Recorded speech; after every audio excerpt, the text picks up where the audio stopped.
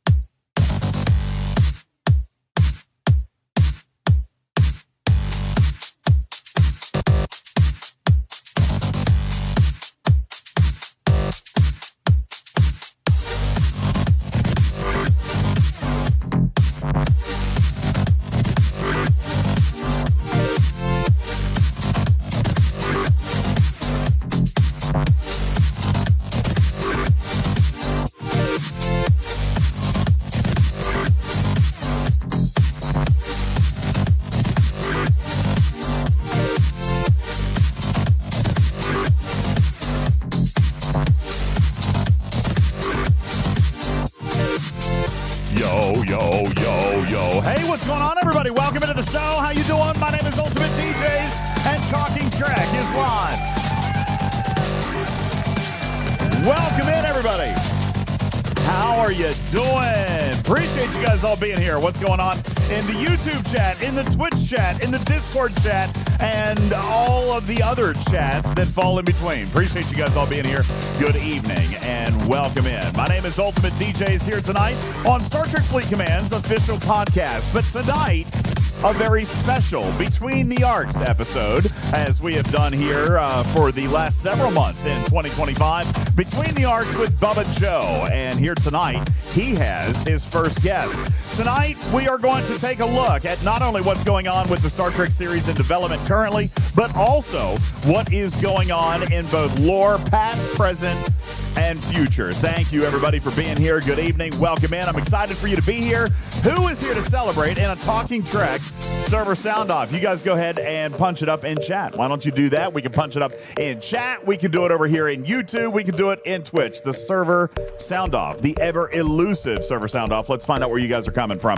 Inca on server 72. Thank you. Scott over in the YouTube chat. What's going on? How you doing? Server 34. Walter, appreciate you being here. Q on 56. Newton on 702. What's going on? Caledon on 89. Engineer also on 89. Bender the Robot on 51. Striker on 49. Louis P on server 20. Curly Hawk on 74. Wilson on 36. Wristbreaker server 70. Thank you. Blazed on 31. Rose on 99. General Snowball on 12. Thank you. Silver Tab on 33. Beck Likes Plants is here, everybody, on server 11. Striva, server 91. Freelancer on 17. And Venadia also on server 11. What's going on? Appreciate it. Average Joe on 711.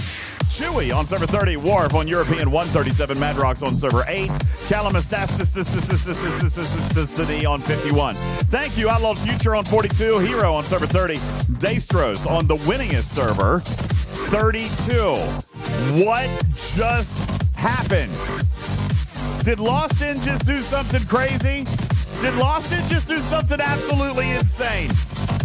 Lost In, you are absolutely maniacal. Yo, what's going on? DMX on 702, Full Dog on 13. Daystro says, yeah, I'm pretty sure we just saw Lost In drop a 100 bomb. And Tarpy, if I'm not mistaken, that's going to probably check off another box, right? That's going to check off another box. That is a bingo box right there, ladies and gentlemen. So yeah, holy smokes, we're going to have to check on that here in a little bit. Obviously, if you don't know what's going on with Disco or with the Talking Trek bingos, July bingos, we'll talk a little bit more about that on the Discord because we've got limited time here tonight. All right, we got limited time. We've got very important things to do, ladies and gentlemen. It is my distinct honor and privilege to welcome to the stage. You guys know him and love him for his extreme candor, his experience within Star Trek Fleet Command, and also his unbiased, unfiltered opinion about the game. And really, truthfully, not even about that here tonight. He is returning to us because of his pure, unfiltered love for the property of Star Trek. Ladies and gentlemen, here he is, the one and only Bubba Joe. There he is. Howdy. How are you, buddy? I'm doing all right. How about yourself, DJ? I am fantastic. Are you staying out of trouble tonight? I am never staying out of trouble. That is not something that I do. But we're very, very excited to have you here tonight. We've got a lot of stuff to talk about, some cool things that are cooking. All right. And but tonight also a really cool conversation. When you came to me about this and you had this idea about a show you wanted to do Between the Arcs, you said first, I had a dream. Did you do your homework? And of course I had to answer, no, I did not. So you had to come up with a backup plan. And so I'm very, very excited that you did. As a matter of fact, you also had an idea about a couple of guests, right? Would you like me to introduce your panel tonight, or would you like to welcome on your esteemed guest? I think you will enjoy introducing the panel. I will let you take that on. All right. Well, ladies and gentlemen, it is my distinct honor and privilege. We have not had her on this stage for quite some time, but ladies and gentlemen, you know her and love her. She comes from the community. She is for the community, by the community, and beloved by the community. Ladies and gentlemen, the lovely Beck Likes Plants is here. Hello. How are you? Hello. I am tired. Yes, it's been a crazy week. It's been a crazy month, and probably again not talking about the game tonight, but we're between the arcs, which means you guys are in full tilt prep for the arc launch that is coming up here very, very soon. So that's right, Stradlorian, the queen of leaks herself is here. All right, absolutely, and right to her right. Ladies and gentlemen, War Daddy is also here. Bananas. Oh, God. B-A-N-A-N-A-S. Yep, forgot to turn those off. Forgot to turn those off. I'm going to fix that real quick, by the way. Let's see. We've got War Daddy on the stage as well, I do believe. War Daddy, are you here? And welcome into the stage. Okay. What is wrong with you? Yeah, I'm working on that right Sound alerts. Yes, now. I'm here. Good evening. Ladies and gentlemen, there's War Daddy. How are you, man? Welcome into the stage. Oh my gosh. Oh my God. My name is Beck and I like plants Good. and I'm a Almost valley done. girl and listen to me do all the things on a Rev show. It's still not Rev Show. This is why I can't be here. I know. There we go. All right. I think I've got it. I've got it all nipped. And I'm going to come over here to my elements page and I'm going to turn off alerts. Boom, we got it. Guys, there we go. That's right. Paulo says, I love this show. Hands down. Great show. Yeah, here we go, everybody. Thank you, Lost In, by the way. Incredible generosity. Lost In dropping 100 bomb. Wilson with the resub. Average Joe with the resub. Thank you guys so very, very much. I appreciate that. As a matter of fact, there has been a request here. Before we get too deeply started here, there has been a request, Bubba Joe, in the chat to turn on Give Beck Bits. We haven't had that here in a little while. We haven't had the Send Beck Bits redeem on in a little while. Are you guys wanting that on tonight? I mean, I think Beck gets to decide if she wants that. Do you want Send Beck Bits on tonight? No, that's a ridiculous. You can't let her decide. Stream. Yeah, you can't. Listen, we're gonna say. All right, we'll turn it on, and we'll figure out a way. We'll figure out a way to send Beck Bits. As a matter of fact, it might not be bits. Yeah. It might just be Put breakfast it towards your McDonald's. thing. From Put it towards McDonald's. your thing. Not Beck- your McDonald's thing. McDonald's. Breakfast McDonald's. McDonald's breakfast. That's what we'll send. $100 worth of McDonald's breakfast. That's never happened before. Please don't. Or we'll buy you some peanut butter M&Ms. We could do that as well.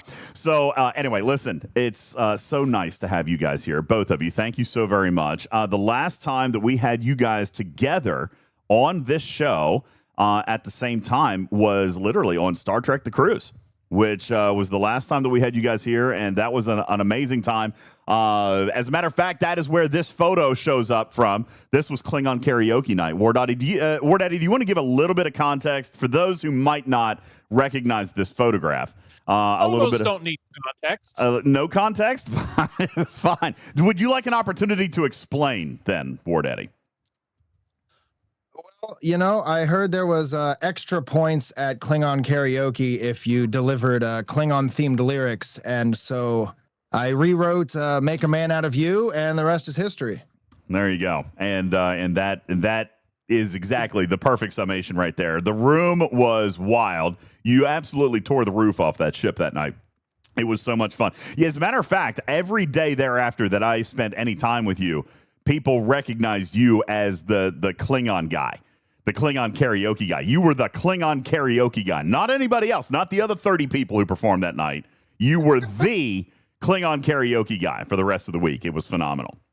It was a lot of So fun. give me a little context here, DJ, since I wasn't on this cruise. Were you actually, War Daddy, were you actually singing in Klingon? Yes. I was not singing in Klingon, but so it's He's modest. we're performing in front of Martok and Gowron, right? So I rewrote the lyrics from the perspective of Gowron, basically when Worf won't join him towards the end of Deep Space Nine, and the entire lyrics are just walking through that storyline, I suppose. And so at the end, he said, "I brought great honor to his house," and that's good enough for me. It was a great night. Can't get a higher compliment than that. I know, right? It really, really was. So it's great to see both of you here. Thank you so much for being here. Bubba, also, thank you to being here. Guys, this is the very special episode of Talking Trek, where it's not necessarily about Star Trek Fleet Command, because we are in between the arcs. We're in a little bit of a lull time. And so this was a time that we wanted to focus on bringing different kinds of content, including peaks and conversations and debates and philosophical insights into the Star Trek universe, as well as some developments, what we know. Obviously, we're very, very excited that Strange New Worlds finally has their premiere date. That is happening. And there is a lot of stuff to look forward to there. We released that Talking Trek was going to be going to San Diego Comic-Con. Don't forget about that Google link. We've got to get those tickets taken care of. And I showed Beck the survey earlier today, and she said, it wasn't even DJs. What is wrong with you? It was community. What is wrong with you when it came down to the pineapple on pizza question? I'm going to let you start with that, Bubba Joe. Wait. I'm going to let you start with that. I'm just going to sit back. I'm just going to be producer tonight. I'm just going to be producer. I'm going to press the buttons. That's all I'm doing. And I'm going to let Bubba Joe and Beck duke it out over pineapple. Okay? That's what's going to happen. So, Beck, you are one of my favorite people, right? I respect you a lot. Are you about to tell me that you do not like pineapple on pizza? I am not a pineapple on pizza fan. Not gonna lie. Oh no! Oh no! Oh, what are we gonna do? What are we gonna do? I actually have a thing. I don't like pineapple to be warm, so I don't like pineapple warm in any capacity. Gross, right? It's not. It's supposed to be a crisp, cold, refreshing fruit. Yeah. I can only eat pineapple warm. Like I can't, like fresh pineapple, cold pineapple, like that. I can't do it. No. It needs to be nice and cold and fresh cut. Crunchy. Yeah. Crunchy. Yeah. All right. War Daddy, you're going to get the tiebreaker vote here. Yeah, no, I'm with Beck. There's absolutely no scenario in which pineapple belongs on pizza. So we can take that off the table We've real actually quick. had that conversation when we first started working together. I asked him that question, and he thought about it. He goes, "Yeah, no, it doesn't." Well, Guru I guess whoa, I can take solace in the fact that you look like you're sitting down, Beck. So I guess I can accept that. Guru says, I thought we stayed away from politics on this channel. We're stepping in hot with the pineapple on pizza question. That's right. All right, guys. I'm stepping back from this one. Guys, tonight, super exciting. I am going to kind of step back. Bubba Joe has prepared a show for you guys. He's got the topics. This, I believe, Bubba, when you were kind of envisioning this show, this was going to be set up like a fireside chat. A couple of friends sitting by the fire, maybe with an adult bevy in hand and some snacks. And you have prepared a list of topics for us tonight to talk, to debate, to have some friendly banter and some friendly conversation. This is four friends sitting around a campfire just shooting the bull, and we've invited our entire community to weigh in on these particular Star Trek conversation starters tonight. Is that kind of what you had in mind here? Sure. And I think the appropriate thing to start with is the number one topic of what does Star Trek mean to you, right? I think this is something that appeals to anyone who's watched and loves Star Trek and wants to talk about what Star Trek represents. So, when we're talking about the game, like Star Trek represents, a job to Beck. And, for you, it's something that you do in your streaming and you love the game and you play the game. But Star Trek has, I think, a bigger meaning to everyone. And Beck, you had shared online on Discord that you've been watching the shows as a part of you getting more familiar with the universe and recognized the deepness of everything that's kind of going on in what Star Trek represents. So why don't you start and then we'll get everyone's opinion, but what does Star Trek mean to Beck? I mean, it's one word to me. It's hope. It's hope for a better world, hope for a better future, hope for understanding and relationships, and for all people. I have a very, I don't know, Star Trek is very near and dear to my heart. Sure, I work for the game, but independently of that, I am. You've literally seen it from the beginning, so it's ironic that I'm sitting here chatting with you. But it's become my life. It's become my favorite thing. It's become my world. I would say that in the beginning, Star Trek was a lifeline, and it took me from what I would consider a hard place and took me into a space that was hopeful. And I've always just clung to that word, hope. Star Trek is hope. Excellent. So why don't you tell us a little bit about your Star Trek journey, how you have gotten from where you started to where you are today? Yeah. Ironically, and coincidentally, it's great that he's on the call, but I'm not going to call him that name. War but, Daddy. Chicago, That's his name. It's War Daddy. No. No, actually, he's guided a lot of my watching. So when I first started, you might remember this because it was around the time of San Diego Comic-Con and all the things. I had originally started trying with Strange New Worlds and DS9. And DS9, I didn't get very far. It was really hard for me to adopt and get into, especially never seeing Star Trek before. There's just a lot of context that I did not have. And I wrote it off as, man, maybe this is too much for me. But I was fine with Strange New Worlds because it had an easier point of entry. But then I went and watched TNG all the way through, watched Voyager all the way through. I have seen Picard. I've seen several seasons of Lower Decks, but I actually want to go back and rewatch simply just because I understand more. There's more to catch in all the little jokes and quips and things like that. I'm trying to think. I'm rewatching Deep Space Nine right now, actually. How is that for you now that you have experienced so many other IPs? Now, you, as you mentioned, you're starting to get the jokes and the quips movies. in Lower Decks. And it gives you a real appreciation for Lower Decks, too, because how brilliant those writers were in taking the fandom and then making it funny, but also just the subtle lines. It takes a Star Trek intelligence to really fully appreciate Lower Decks. But as you're watching DS9 now again, does it mean something different to you now than it did a year or two ago? You know, I'm not that far in it right now. And TOS was the last thing that I watched, actually, to answer Jason there, and I loved TOS. Everybody told me TOS was going to be the hardest one to get through. Absolutely not. I loved it, and by the time I was done with it, I was so sad. I watched all of the Star Trek movies, the original ones, and the only TNG movie, I guess technically I've seen Generations, but First Contact is the other one. I haven't seen anything else, which I want to know why there was not a Voyager movie. I kind of feel really sad about that. Pretty upset. But no, going through Deep Space Nine right now, I'm in season 2. So I'm not that far, just because I finished TOS, I don't know, a few weeks ago or so. For those who don't know, if you watch it all the way through, all of the Star Trek series, it's a lot of content.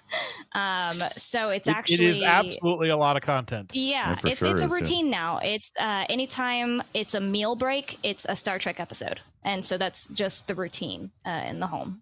But no, now I have unique, strong opinions watching Deep Space Nine right now. I haven't adopted the love of Chamomile. I haven't adopted the love of some of the characters that I think some people have, but I'm curious to see how that changes as I go through. Do you guys? Okay. Well, do you guys want to see the cam? We're gonna have to. Can we pull up the cam real quick? I'm sorry. I don't want to interrupt, Bubba. Go ahead. Go ahead. I don't know how long she'll stay here. The cam is here. There she is, everybody. Hey, sweet thing. Yeah. Oh, how She's pretty. saying hi. She looks wonderful. It's been girl. a long time since the community got to check in on Cam. How is everything? She doing good? She's doing really well. I think this time last year, she was having some struggles, and she's happy puppy now. So. Oh, that's awesome. I mean, she's always been happy puppy. Let's be real. Yeah, pupper in the stream. Sorry, Bubba, I didn't want to interrupt, but we haven't seen Cam in over a year. It's been a long time since the cam was pulled up, guys. I didn't mean to back to quiet. Okay. You're fine. You're fine. So I think that I want to touch base with you again after you have finished Deep Space Nine, because I love Deep Space Nine, and I feel very passionately about some of what's in Deep Space Nine, but I recognize that it's not for everyone. It's not the same kind of Star Trek for everyone. It is. You talked about hope. It doesn't have that same level of hope. It is a darker show from that perspective. And even though some of the other shows are dealing with some very difficult topics, like being stranded in a different part of the galaxy, or dealing with, the scary Gorn in Strange New Worlds, there are elements, but there is a heavy cloud over most of Deep Space Nine of kind of what's going on, and there are characters that are a different level of complexity of, are they good, are they not, is everyone just a shade of gray, and that takes a little bit of getting used to as compared to a majority of what we get from Star Trek. So it is definitely a different flavor. So I'll check in with you again, and what you think right before Comic-Con we'll have that done. Yeah, like in 2 I more probably weeks. have it done. I might get through another season by that point. That's fine. I will say I'd love Odo and Quark together. Like, they're kind of really fun. Their relationship is very strong and early on, and it just gets better from there. It really is. Yeah, good. I'm really enjoying their relationship. So, but I'll let you know. Okay. Well, let's take a step. So, War Daddy, why don't you tell me what Star Trek means to you? Oh, geez. Where do I start?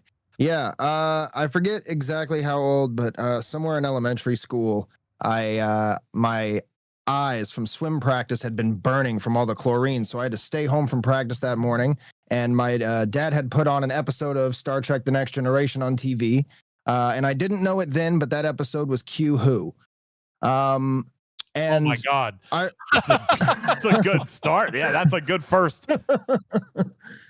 Yeah, so I didn't, I didn't have any clue what was going to hit me, but I remembered meeting the Borg with my eyes, half open, watching Star Trek for the first time, and it ended up influencing pretty much everything else in my life. I got kind of obsessed with this idea of like computer augmented human perfection. So I went on a journey of learning. I learned Photoshop, and I learned how to use Auto-Tune, and I learned, all these programs that could augment human perfection, quote unquote. Wow. In the nature of trying to mimic the Borg, and how cool they were to me as a kid. Data is obviously my favorite character. And fast forward, forever down the line, and almost everything that I've ended up coming into contact with, whether it's music or video games, has all been very influenced by my tech and efficiency background. And almost all of that I owe to finding the Borg very early and thinking they were just the coolest thing ever. And first contact. Yeah. Very, very, very punny there. Nice. First contact was with the Borg there. That is a super interesting take. I don't think I've ever heard a story, Bubba, quite like that, in the way that Star Trek had that impact. Like looking at one of the IP's most scary villains and being like, I want to be like that. You know what I'm saying? Like, that's the those guys are for me. That's like watching, a movie and being like, that Thanos guy? Yeah, total hero. Love that. When you were the Darth Vader guy, he's my bro. That's the guy right there. Let me ask you then, because that's a cool perspective. I love that. When you're looking at this, and that was the drive that you had then through, early parts of your career, how did you enjoy then the progression of the Borg throughout all these IPs? I mean, obviously the Borg never existed before TNG. They were a villain created for TNG. And then they were so powerful and so iconic that they persisted through every other IP that has ever come out. How has that translated to you, that you identified early on a character that was so important to you that ended up being so iconic throughout the entire franchise? Bittersweet, very bittersweet. And I think as I get older and watch it more and more, I get more accepting. But to be honest, the part that I really loved about the Borg in TNG, right, was they would beam onto the ship. The drones wouldn't care, and it's just it's you're not even worth their time. Like, you have so few people on your ship, you're not seen as a threat. They literally just have more important things to do than to deal with your ant-like selves in comparison. And I just thought that was just so cold and so efficient. And the same reason I enjoy some of the Cardassian mentalities. I just enjoy the cutting efficiency. Obviously, the moral questions are fun to tackle, but just baseline, it's very cool to see from villains and from characters. And then Voyager, they're just kind of like, hey, the cool machines that never took anything personal, they've got a personal vendetta, and you'll never guess who it's against. oh, it's against Janeway. And for the entire series, you know, we're going to focus specifically on this one ship. And at first I kind of hated it, but as I realized that there were way more Borg episodes in Voyager than there were in TNG, I eventually, you know, came around to it and was like, all right, well, you know, they were supposed to be insects anyway. It kind of makes sense to have a queen. There's got to be at least one leading voice. Sure. And then Picard, I don't know what to say about Picard. That was, Nobody knows what to say about Picard. Let me ask you. I have an interesting question. Hang on, DJ. Hang on, DJ. So sorry. Let me ask you this. Mute. So let me ask you this, War Daddy. So one of the things I recognized in the Next Generation was that the Borg were very much like a. Let's just stop it, DJ. The Borg were very much like a force of nature, right? They were the hurricane. Yeah. The hurricane doesn't care about you or your house or the things. It's moving through the area, and it's going to pick up everything in its path, and it's just going to take it and use it and do whatever it wants with it. And that was a different kind of realization and force than what we saw in Voyager, right? And you kind of talked about how in Voyager, like obviously they had a leader and they made things a little personal. It was a little different. Do you like the idea of the Borg from the Next Generation, which are really just this, you know, non-ethical, not that they're anti-ethical, they just don't have ethics because they are just this force of nature that rolls through the galaxy, taking up whatever resources they want? Or do you prefer the Borg that have this kind of personal interest and are led by this individual? I'm team TNG Borg. TNG Borg is best. Okay. Borg. The whole reason that I fell in love with them is because of their like cool nonchalance about anything that isn't, you know, immediately threatening or their immediate directive. But I also understand from like a story writing point of view that it is a lot easier to brew like deeper tensions and drama when there is kind of a main face and, you know, main underlying tension and drama. So I get the root, but I wanted the Borg to just colonize, you know, half of the universe by the time we encountered them again. In my head, you know, exponentially that's got to occur. So I mean, it's mathematically it's bound to happen. So let me ask you Star Trek philosophy then. All right, let me ask you a philosophical question. If the Queen, we presume that the Queen style hierarchy of the Borg didn't exist at the time or the era of TNG, but then later kind of evolved or adapted and then had this Queen figure that became very interested in Janeway. Two-part question. One, is it possible that the Borg, knowing that they were able to travel through time, they had transwarp technology, and they've obviously gone back in time and forward in time and done all this stuff in time. They knew Janeway was their ultimate demise. Is that why they took special interest in destroying her, that personal vendetta, because they knew that she was their end game? But then two, do you feel that TNG Borg was actually fundamentally changed by their adaptation of Locutus, that Locutus actually created the Queen? Interesting. Very interesting. I mean, well, I would hate to lay, you know, facts at your feet, DJ. However, I've got my button ready. In First Contact, there are pictures of Locutus and the Queen together. Now, whether the Queen was physically on the cube that assimilated Locutus, or she was there virtually as a part of the collective, she existed when the Locutus existed. So there was already a Queen in that scenario. He did not cause a Queen to exist. You know, I mean, maybe she was there and she was lonely. It's like Adam and Eve scenario, okay? She wanted her Prince Charming, hence Locutus. I mean, they needed to make some new baby Borgies and stuff, right? They were making baby Borgies. We saw that in Next Generation. Yes. So remember the nursery? Anyway, before Locutus I thought it was a great question. I'm just going to go back over. Sorry, DJ. No, I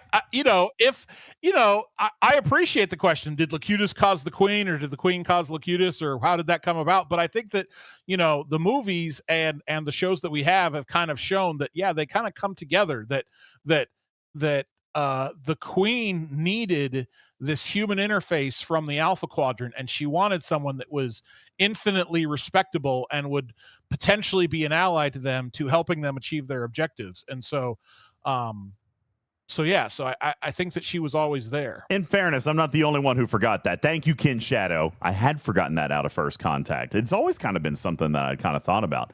So, all right, let's go back to the first part of the question then, War Daddy. Did they hate Janeway just because they knew that she was their demise? I mean, what do they say about the temporal prime directive? It's less of a headache if you ignore it. I don't know. I don't know how many times anyone's done any time travel. It seems like, depending on where the plot needs to take it, people have time traveled back, but every one of them gets stopped. I remember in TOS, they were just like, oh, we should, circle around this planet and go back 50 years. And that's just A-okay. They did it like 3 times it's hard on to the comment. show. Yeah. It's hard to know if the Borg went back in time and tried to kill Janeway, but failed, but still, had the retention of the information that Janeway was going to kill them in the future, traveled back. I don't know. That's hard to speculate. The Borg Queen is the Terminator. Janeway is John Connor. Boom. I thought the tension really was around 7 between the Borg Queen and Janeway. I agree. Because Janeway helped them, like in chat, with species 8472. And then, 7 ended up being their in-between, and then ended up being ambassador. Their ambassador, and then ended up joining the crew of Voyager after she was, brought back. Wristbreaker says, stay seated, DJs. Okay. All right. I have a serious question then. All right. No, okay, I have a serious question, not even philosophical then. All right. So Janeway caused like the whole computer virus and pretty much destroyed the Borg, right? Then we have the Borg of season 3 of Picard. Take season 2 out of it because that ended up being a weird thing. All right. But the Borg of season 3 of Picard, was that a result of Janeway? I'm trying to get my timeline together.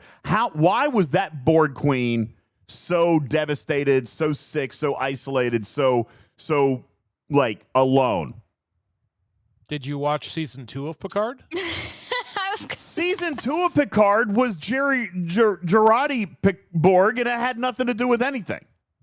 Yeah, that was an alternate that timeline. She was in the past, and she took off to join and form the collective. She became their queen. I thought she timeline. was a good queen. I thought she was a good queen. She was a nice one. Yeah, she looked out. I mean, all the queens start off nice. Snow White's queen started off nice. Look at what happened to her. We don't talk about Snow White over here.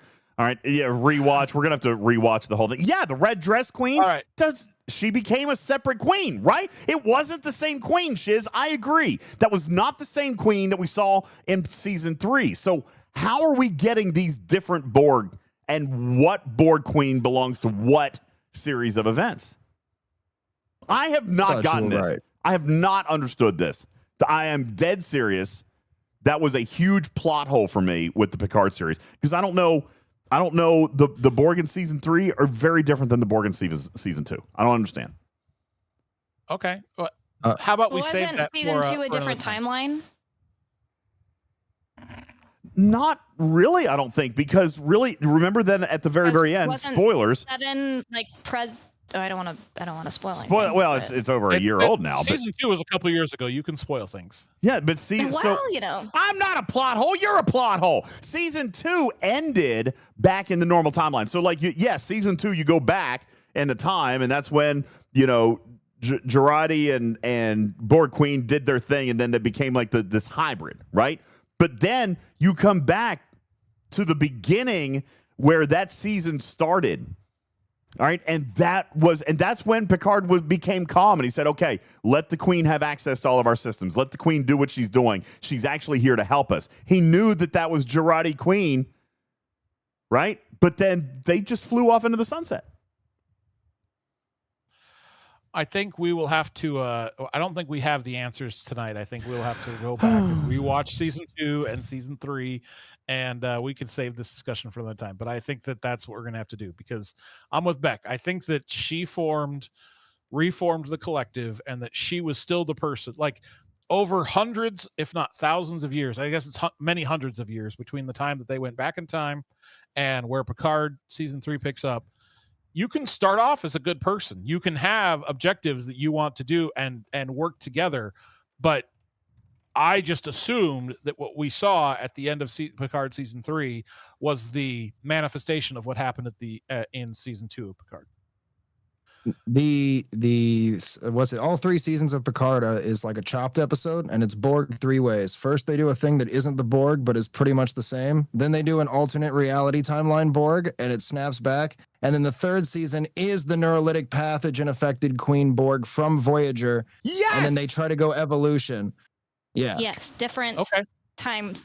Sorry, I probably was not clear. The 2nd season was a different timeline, separate from the 3rd.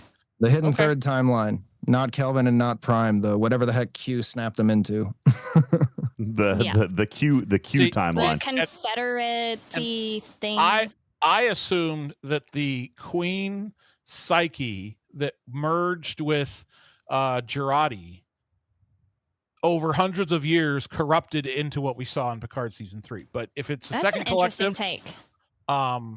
So, but I mean, I think that we can rewatch it and we can see what people say online. I don't have the research to say what actually happened, DJ, but I appreciate that's a thought-provoking question. Well, for sure. Fun conversation though. Really, truthfully, all about the Borg, the best supervillain, arguably of any sci-fi series of all time, and it happens to be War Daddy's absolute favorite. I love the fact that I love the fact that you stimulated that conversation. I love the Borg also, not for the same reason that you do, but because I love a good villain.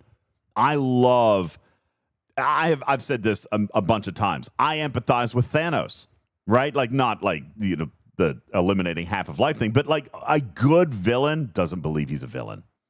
You know what I'm saying? And I think the Borg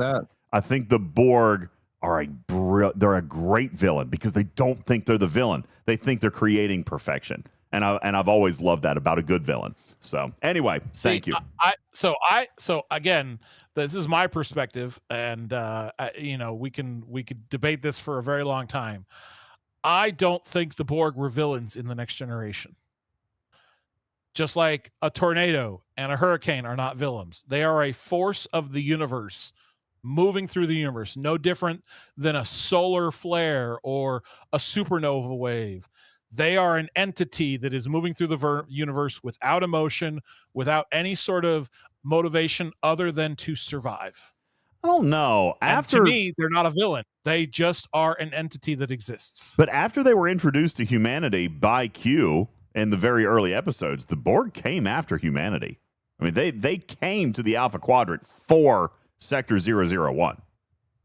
Because they saw an ability to absorb what they have and continue to evolve as a emotionless, mindless entity. Oh, okay, fair. That's fair. I like it. But as far as your idea that, the villains, the best villains in any sort of story are the people that don't think they're villains, I totally agree with you there. But that's just my perspective on the Borg. So very quickly, and then I want to go to DJ. War Daddy, where did you go from Next Generation? So Next Generation and Borg, you talked about how you watched the Borg and Voyager. Did you partake in all Star Trek, or were you kind of picking and choosing where you wanted to go? I certainly watched whatever Star Trek was on. I mean, I don't think there was like Netflix back then, or Paramount Plus, I suppose. But yeah, I watched all of TNG as it was recorded, and then I watched Voyager as well. And then there was a couple episodes of TOS that I saw in there for a while. And then I ended up watching Deep Space Nine more recently. And I saw, let's see, I guess after Voyager, I saw the first and second movies. And then I ended up rewatching TNG and Voyager maybe 100 times. I've watched all the Borg episodes more times than I can count, just specifically skipping from one to the next. All right. That's fair. All right, DJ, you're up. What does Star Trek mean to you? You know, I'm kind of like Beck in this. It does boil down to one word for me, but that word has always been family. I have always felt like any series of Star Trek always came down to a community or the family, like your main cast. I mean, they were serving together, they were living together, they were working together. And so it's impossible to progress through something like that and not care about people and not develop deep relationships, whether they were positive or negative. You know, there were a lot of relationships that were possibly negative relationships over the course of you know, an entire season or whatnot. But I mean, that just kind of reminds me of, like, you know, that cousin or that you know, sibling that maybe you don't always get along with, that it's a struggle to get along with, but your family, you still got to find a way, right? So to me, it has kind of always revolved around that theme. I think that was really reinforced for me in Picard season 3. And even the cast came out and said, you know, this was all about family. Patrick Stewart said it was all about family. Jonathan Frakes said it was all about family. Marina Sirtis said it was all about family. And I saw that. Those undertones were very, very obvious to me, but it wasn't just Picard season 3. I think the reason that Star Trek is as big as it is and as popular as it is, and why we are so infatuated with it as a fandom, is because we love them. They are our family, and we care about what happens to them. We care about the stories. We care about the characters. And so for me, same thing. I loved Data. Data was like my brother. Data was always the big brother that I really admired, that I wanted to be just like. I always felt that kind of relationship with these characters. Like they were my family growing up. So that's mine. Okay. Yeah. So you talked about a number of Deep Space Nine, or I'm sorry, of Next Generation characters.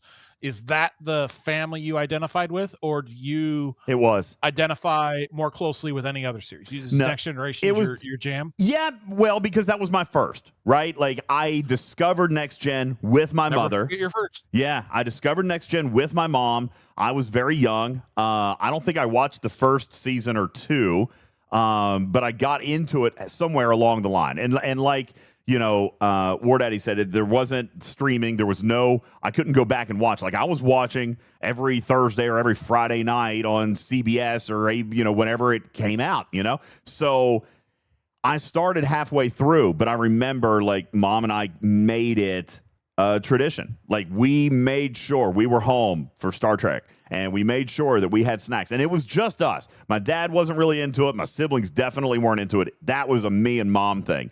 And so we would watch that together, and we had our spots on the couch, and we had our snacks, and we had our time. And that was our 1 hour that, like, nothing else mattered. Like, the schoolwork was done before dinner was done, chores were done, because Star Trek was on.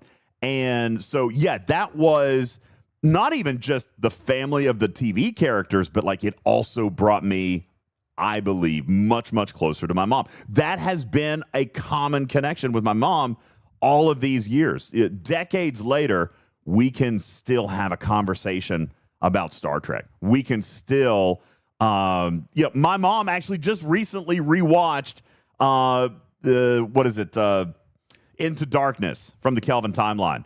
And we had a conversation about that movie, like, all these years later. So that's just always been a connection for me. And so it wasn't just about the characters, but it was also really about family for me too. But yeah, that was my one, Bubba Joe. That was the one that I identified with. I've loved other shows and other series as time has gone on. I really, really have. Voyager, I think, is probably my favorite story. All right. I love Janeway as a captain. I think Voyager was always my favorite story, but TNG was my family. That's why Picard season 3, buddy, I will forgive any problems, story holes, weird genetics, transporter DNA. I'll forgive it all because, man, it just made me feel good. Like the gang was back together, you know? So yeah, TNG, that was my family. No, that's really nice. So where did you so what have you watched all of the Star Trek? Have you watched everything that's come out, or are there Everything. things that are there holes that No. in your resume? I have never watched the animated series. That is the one I'm missing. I've never watched. Get out. I've never watched TASS. I've never seen TASS. All right, that's the only one, and I know people keep saying that. There's a lot of people that have not seen TASS, so I don't think you're alone. A lot of people have told me I need to. I know, Scribbler, it is a sin. Here's the thing, like, I've never really found where it fits for me. Like, I'm always watching this, I'm watching that, and I have done multiple rewatches chronologically all the way through. I've never had that itch to go watch TAS. I should, but I haven't. Beck, have you watched TAS? It's on my list for this year. War Daddy, have you seen it? I have not seen it. I think it's my only it's missing in my repertoire as well. It's the redheaded stepchild, and I don't know why, but it is. It's just the one that's never fit for me. I will admit I have not seen all of TASS, but I will say I have seen more episodes of TASS than I have of TOS. Really? That's a tragedy. Wow! No! I've tried watching Bubba. the first season of the original series on multiple occasions, and I can't. It's so great. It's the best campy Season Star 2 is Trek worth there it. is, and you see Dr. Pulaski just show up multiple times. It's great. She just keeps coming back. I'm sorry, Beck. You know what? For you, I will give it another try. I actually think I have it somewhere on disc. So I will see if I can give this another try. But I have tried so many times. You're not alone, buddy. You're not alone. Riskbreaker says I'm the same way. I cannot stand TOS. Let me say I've watched all of the original series 6 movies, those 6 movies, and fair. 4 of them are fantastic. And especially the first one. One other is actually decent. Including the first one. And one of them is the first one. you know, as I said on our review of Star Trek: The Motion Picture, the most amazing thing about Star Trek: The Motion Picture is that they got a second one. Oh, come on! It was not that. Thank you. It was not that bad. War Daddy, do you think that the original motion picture is the worst of all the Star Trek movies? No, in fact, you're gonna think I'm criminal for this take, but I think it's actually the 3rd best of the Star Trek movies. Thank you. Of the original series, original 6. I mean, yeah, I think 3rd best. I think it goes 2, 4, 1. 2, 4, 1. That's the top 3. You're saying that 6 gets to be in its own class. It's not. It's separate from all of these. 4 right? was which one was 4? It comes in 4th. Final Frontier? No. Which one was 4? Which one was 4? 4 is the voyage. 4 home is with the voyage home. Voyage home. Oh, after Search for Wales. Spock. Yeah. Wales. Really? Wales? That's your. The whale was I thought the good. whales is pretty good. The whale one is fantastic, DJ. Okay, my emotions were really unique during that movie because at first I was like, "You're telling me they're gonna go back in time for whales?" That's the plot of this movie. But it got me. It got me about halfway in, and I was like, "Okay, I'm in it for the whales, man." So No one ever expected the plot twist. The whales have been working for the NSA the whole time. So in addition to the story being fun, and we'll get to 4 in our review, DJ. But in addition to the story being fun in 4, they have so many good lines that are just iconic. Take me to your nuclear vessels. A keyboard. Yeah. How quaint. Yeah. I mean, just so many lines that are just hello, you know, computer. Yeah. Computer. Hello, computer. So many good lines. So yes, 4 deserves to be up there. I have no issue with that. 2 is, arguably people say it's the best. It's up the top, top 2 or 3. Fine, I can accept that. But I can't believe that you have 1 over 6. Everyone's entitled to their opinion, and I'm not going to tell you to sit down and be wrong. No, Bubba, you don't get to do that. that. You have to say the same thing to him as you would say to me. Go ahead, say it. You're entitled to your opinion, but your opinion can still be wrong. Okay, there you go.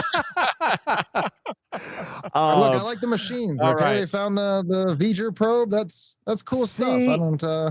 I recently Okay, so- rewatched this with Bubba. Okay, now he was thoroughly unimpressed. He watched it again. He said, "Yep, it's as bad as I remember." I watched it again, and it has been, in fairness, War Daddy, it's probably been a decade or more, maybe even longer, since I've watched the original motion picture. I watched it differently this time. I watched it in an effort to do a walkthrough with Bubba Joe. So I paid super close attention to the details, the music, the score, like the camera angles. Like I'm watching it from a movie production kind of standpoint, but I'm also paying really close attention to the dialogue and like the interaction between characters and just kind of the subtle eye movements. Man, Bones and Kirk had so many lines amongst themselves that were never vocalized. You know what I'm saying? Like they had so much communication between the two of them that was never audible. It was all in their facial expressions and their looks. And I've got an appreciation for that. I thought the V'ger and the probe and the whole coming home. Listen, that prompted a whole other line of thinking, if you want to get into it, about the Borg. Was V'ger like the beginning of the Borg? So if TMP was a 42-minute episode, it'd have been fantastic. Oh, it was great. But there's so many slow portions to that movie that I'm just It is every like time I 30, rewatch it, 40% I'm too falling long. asleep. I will agree. Nobody argued with that. I agree with that. So Agree with anyway, They just take all a right, third of the movie so, off. It'd be perfect.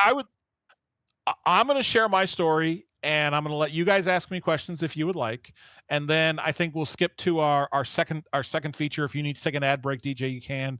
But my story. So I'm gonna borrow the vein from Beck. I think that having a one word and DJ having a one word summary makes a lot of sense. My Star Trek journey started with The Next Generation, and what Star Trek means to me is identity. I saw, and you guys are go ahead and laugh. You can go ahead and prepare all the jokes. I saw so much of myself in Wesley Crusher. So much. I never really got along with kids my age. I, at a very young age, started doing very basic programming on a Commodore 64, and I would talk to the people at my dad's work that were programmers, and we could communicate. I had nothing in common with the people my age. At school, I was significantly further ahead in math and science, and of course that upset all of the people in class because there was never a curve.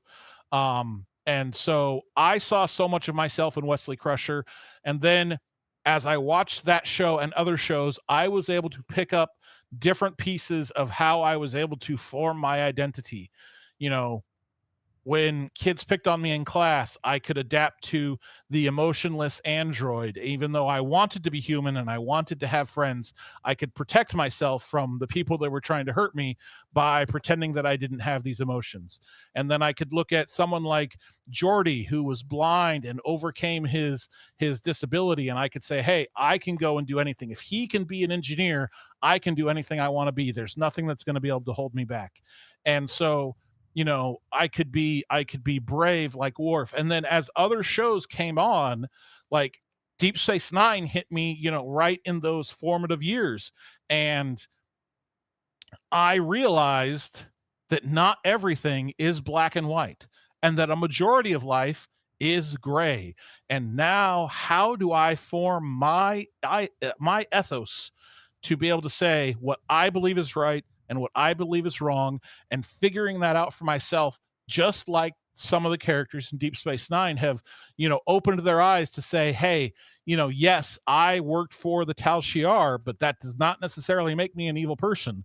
My decisions make me an evil person, but that does not, my identity is not based on who I work for or what I did.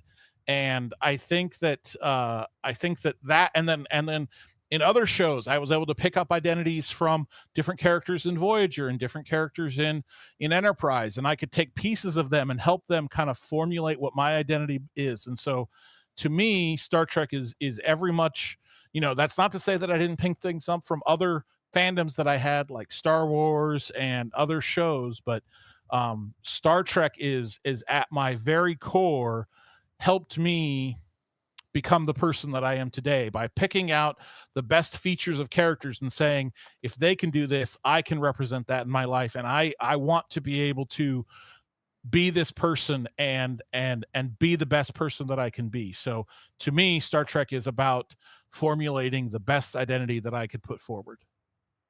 I love that, man. And really truthfully, for all of us, I love this. I'd like to ask the chat real quick, just while we've got about 2 minutes, because Bubba's right, we've got to take a break.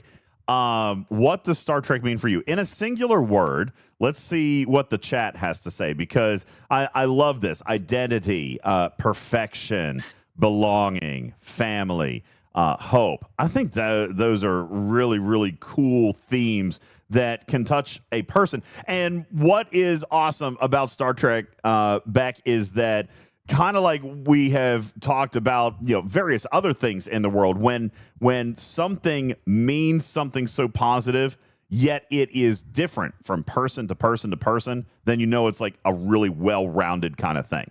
Like it's important and passionate and fully developed because it means something different to everybody, but it's still that same warm, awesome feeling. Some of these from Chad. Azeroth says hope. Danny says honor. Floyd just says Roddenberry. All right, true. Jess Insanity says wonder. Madrox, acceptance. Victor, unity. Burton, aspiration. Riskbreaker, exploration. Bat you down and run, cinnamon waffles. I am in for that too. All right. Cinnamon waffles. That's great. I don't know where the correlation is there, but I mean, I could go for some cinnamon waffles. So yeah, prune juice, says Danny. Teamwork, potential, future. Some great words there coming out of chat. Bubba, as you're looking at the chat real quick, aside from the panel, pick out one or two of your top words out of chat that also represent Star Trek to you. I'm gonna pick potential. I think it and teamwork are kind of, everything about Star Trek is working together. Exploration, like if Deep Space Nine didn't exist, exploration would make sense for everyone else, right? But Deep Space Nine didn't really go anywhere, right? They were, but they explored the wormhole. They explored a different plane of consciousness. But it was very, very limited in discovered new life. I think that teamwork is a very succinct description of Star Trek, because it continually reminded us that you need to work with other people. Like when you try to do something on your own, you often end up falling short. And if the more you're able to work with other people and rely on other people and trust other people, the better the better your outcome will be. For sure. War Daddy, looking at the chat and identifying with a key word that aligns with yours. What do you think? What do you like out of the community chat? I think Green Knight had put ethics. I think ethics and by extension, like morality, I think is huge. Kind of learning. I mean, all of my favorite villains, Cardassians and Borg, you find that with their efficiency, they're pretty much undefeatable, except at points they encounter humans, and humans take the moral high ground position, and somehow it always ends up kind of working out, right? And it's got this big message of, if you take the right actions, if you do the right thing, the rest is going to shake itself out. And consistently they show that that's the case, and especially Picard kind of navigates all of those situations with the best foot forward. Yeah, very graceful. Beck, you get the final word on this segment. If you were picking another word out of chat that aligns with your vision of the Star Trek universe, what is it? Oh, that's tough, because there were a couple of really good ones in there. So I'm going to cheat and say two. Wonder and acceptance really stuck out to me. Yeah. Wonder, I love that, like, never-ending curiosity about wanting to learn more, wanting to understand more. and almost by extension acceptance. I mean, you meet so many different alien races, so many different people, different backgrounds, and kind of building off of what Chicago was saying about, you know, that it brings into question a lot of morals, right? There have been episodes that I've seen where there's actually a Deep Space Nine episode that really causes you to think, even just in the first season, that really causes you to think of, well, is my way the right way? Is my way of thinking the right way? Maybe not, you know? And then, so that, and then by extension, the acceptance piece of it, of accepting people for who they are, where they come from, all stages of life. That's kind of like the unique, fun thing of that hopeful federation, joining the federation of all these different groups coming together. But yeah, there's a lot of good words. I think I cheated. I think I said like 6. So yeah, don't mind me. That's okay, because I'm going to throw one more out there that I think is super, super important, and that is 1,000% accurate. I think that if you look at the fandom of Star Trek as a whole, you will find it to be, as you mentioned, very, very welcoming, and that is Guru's word: infinite diversity and infinite combination. We are one family. We are one community, and it doesn't matter. The one thing that I loved about the cruise this year, Beck, and I know you got to see it firsthand this year, man, that is a boat that you will never see Ship. more people on a Not boat. On a boat. It's a ship. You will never see Big boat. the big boat. Yeah, thank you. You will never see more different people. You will never see people from this far apart, like this walk of life, and completely opposite. Like it is a common thread in an otherwise crazy diverse fan base. Whether, you know, it doesn't matter. Your religion, your race, your sex, your political affiliation, it doesn't matter, because all of that literally goes away when you express your love for Star Trek. I mean, I feel like Star Trek fans, and I'm gonna say this, I'll probably regret it later. I feel like Star Trek fans are among the last standing mentality of people that can have an actual conversation and disagree without just shouting, yelling, and insulting each other, because Star Trek fans are used to being different from one another. You know what I'm saying? Like, they're used to being different from one another, and they're used to finding that commonality, and they're used to being able to talk and discuss different ideas. And that's what Star Trek is the celebration of those different kinds of ideas. And I'm telling you, like, it's different. And even in the real world, it's different having a conversation with a fan of this franchise than it is anybody else. You know, so I think that Guru has a great one as well. The infinite diversity is so true. And when you get together with these conventions, these get-togethers, all this other stuff, and we'll talk a little bit about San Diego coming up on the other side of the break. You come out, and it doesn't matter. It literally doesn't matter where you come from, what you look like, what color your hair is, or how bad your breath is. Okay, that one might count a little bit, but you're going to be welcomed and you're going to be loved, and it's going to be awesome. Bad breath and deodorant are those are still required. I understand we're getting together at Comic-Con, and there's a thought that you do not have to take care of yourself at a convention. Please take care of yourself. Shower, deodorant, brush your teeth. All of that's important. Yeah, absolutely. Guys, we're going to take a very quick break. An absolutely amazing, wildly fun conversation with people that I love on this stage. We've got War Daddy, we got Beck Likes Plants, we've got Bubba Joe, and we've got all of you. We're going to take a very quick break. When we return, more about San Diego Comic-Con and more about the world of the Star Trek universe and what it means to you on the other side of this break. My name is UltimatDJz, and this is Talking Trek Live, Star Trek Fleet Command's official podcast. We'll return right after these words. Commanders, in the vast universe of Star Trek Fleet Command, understanding the rules of engagement is crucial. At PvPTarget.com, our comprehensive guide ensures you navigate battles with honor. Learn the importance of protected cargo and why attacking a ship under its limit is deemed by some as an act of war. Discover which vessels are classified as warships and what ranges of ships you can attack. Find tips on crewing, mining, and the battle triangle, and so much more. Equip yourself with knowledge to engage responsibly. Visit PvPTarget.com and become the commander your alliance deserves.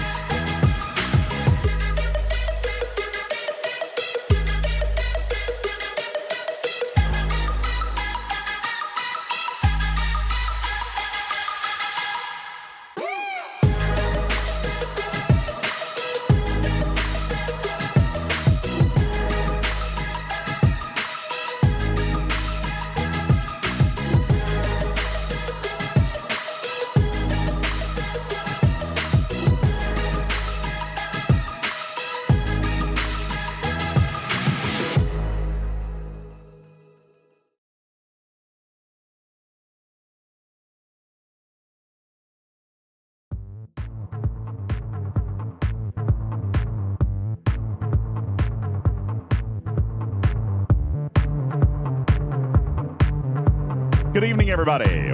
Welcome back. Hello. Welcome in to Talking Trek Live, Star Trek Fleet Command's official podcast. Appreciate you guys all being here.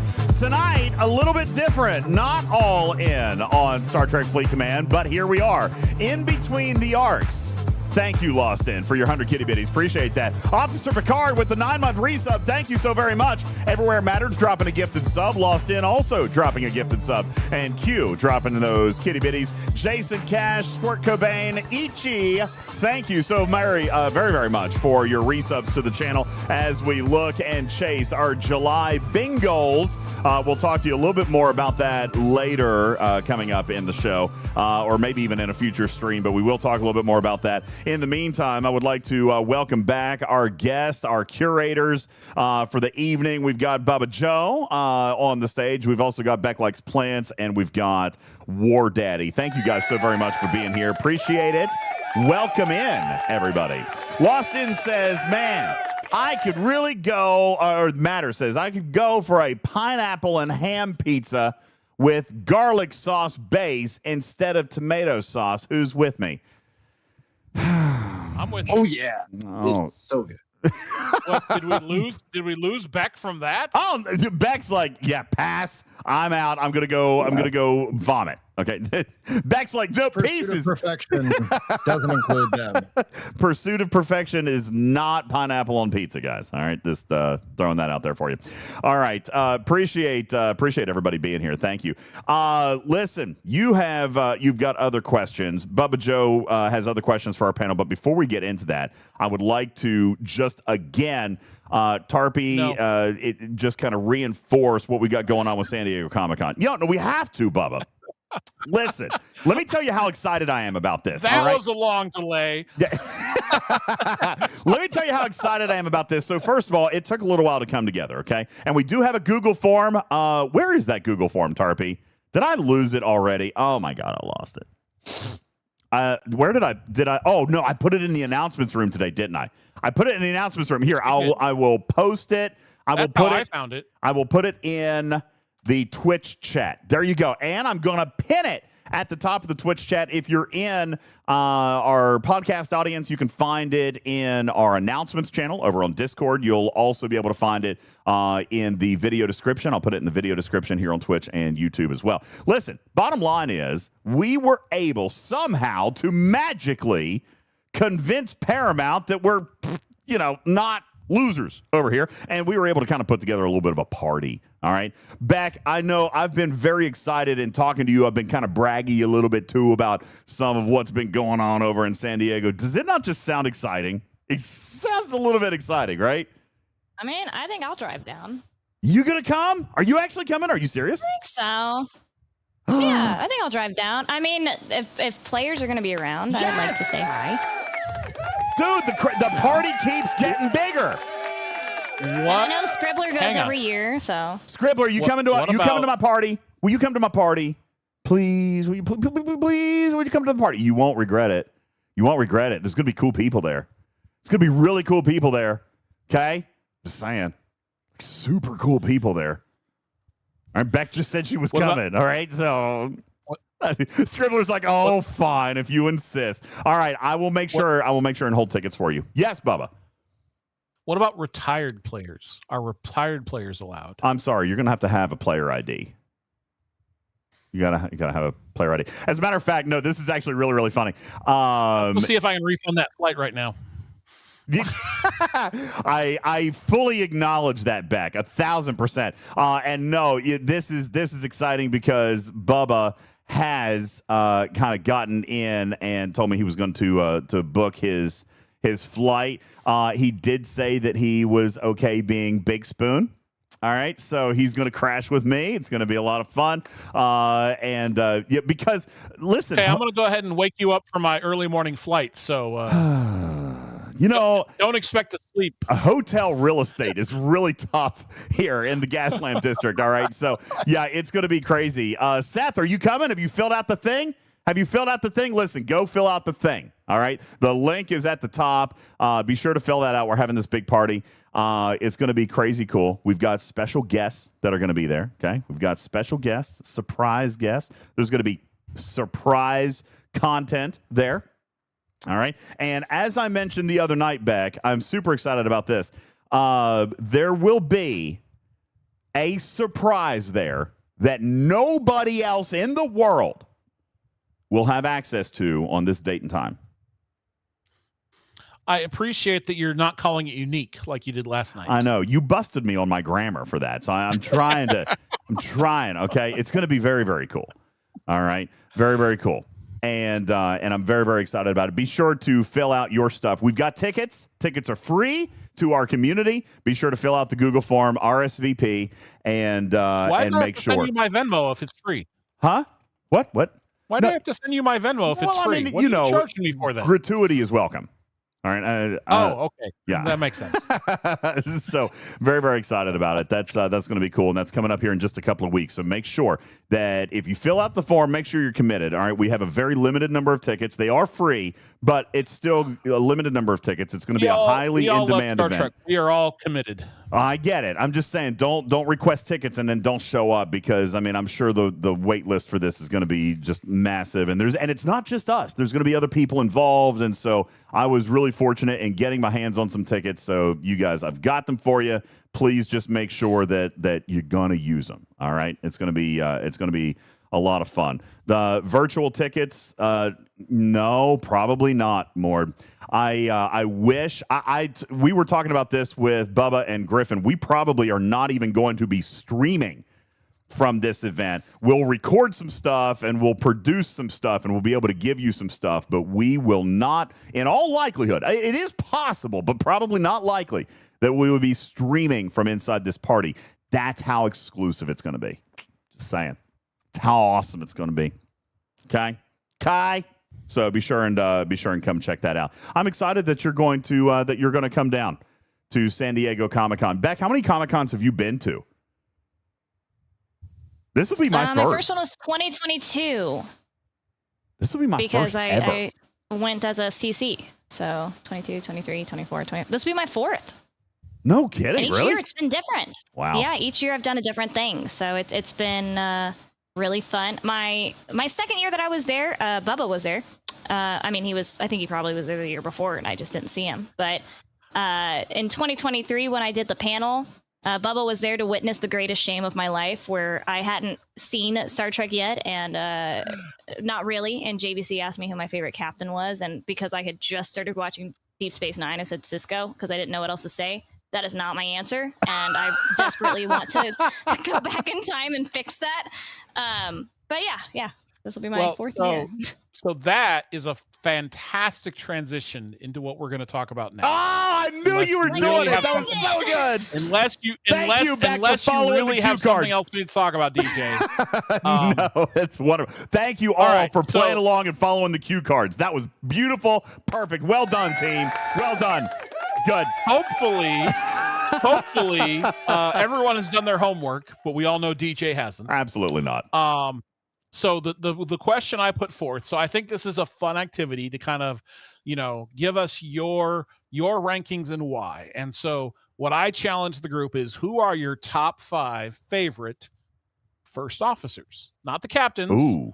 Top 5? Not the helmsmen. First officers. In all fairness, when I was handing out the assignments, I just said pick one and why not. You said pick one. One? One? They listen. Okay. Let's compromise and go with 2. All right. So let's do. There's only 7, we'll do dude. 1, and then maybe War Daddy and I can fill in some void here, because I know I'm sure he can come up with a list off the top of his head. Oh my goodness gracious. Okay, Beck, you go first. I'm not going to go first. It's always Beck, me. who is your favorite first officer? I'd have to go with Spock. If we want to get really specific, TOS Spock. Just hands down, everything about him is perfect, and nobody can convince me otherwise. My other favorite might be a surprise. Ooh. But in Strange New Worlds, Una is first officer. Okay, yeah. And I think she's got a really unique, complex character, and she brings a lot of unique depth around. I guess like that time and being an augment. I guess I don't want to do too many spoilers, but being an augmented human. Yeah, like that's a unique role. I think I can think of other first officers that I'm not crazy about. Yeah, same. More easily than I can. I don't know. Like first officer is not actually the rank that I love the most. I tend to be more of an engineering or science officer person. Okay. But yeah. Riker's great. You know, he's loyal. But he's just, to me, he's just there. So it's just I would eye say candy. probably. It's just eye candy right there. Preach to the engineers. So I assume when you say Spock, you mean Leonard Nimoy Spock and not Zachary Quinto Spock. Yes. Sorry. Okay, that's okay. Yeah. And so, what makes Spock the best and your favorite first officer? Ooh, if we're talking about functionality, I'm a very big Vulcan fan. Okay, and yes, he's half Vulcan, but I love that he approaches every single, issue or problem or whatever with logic.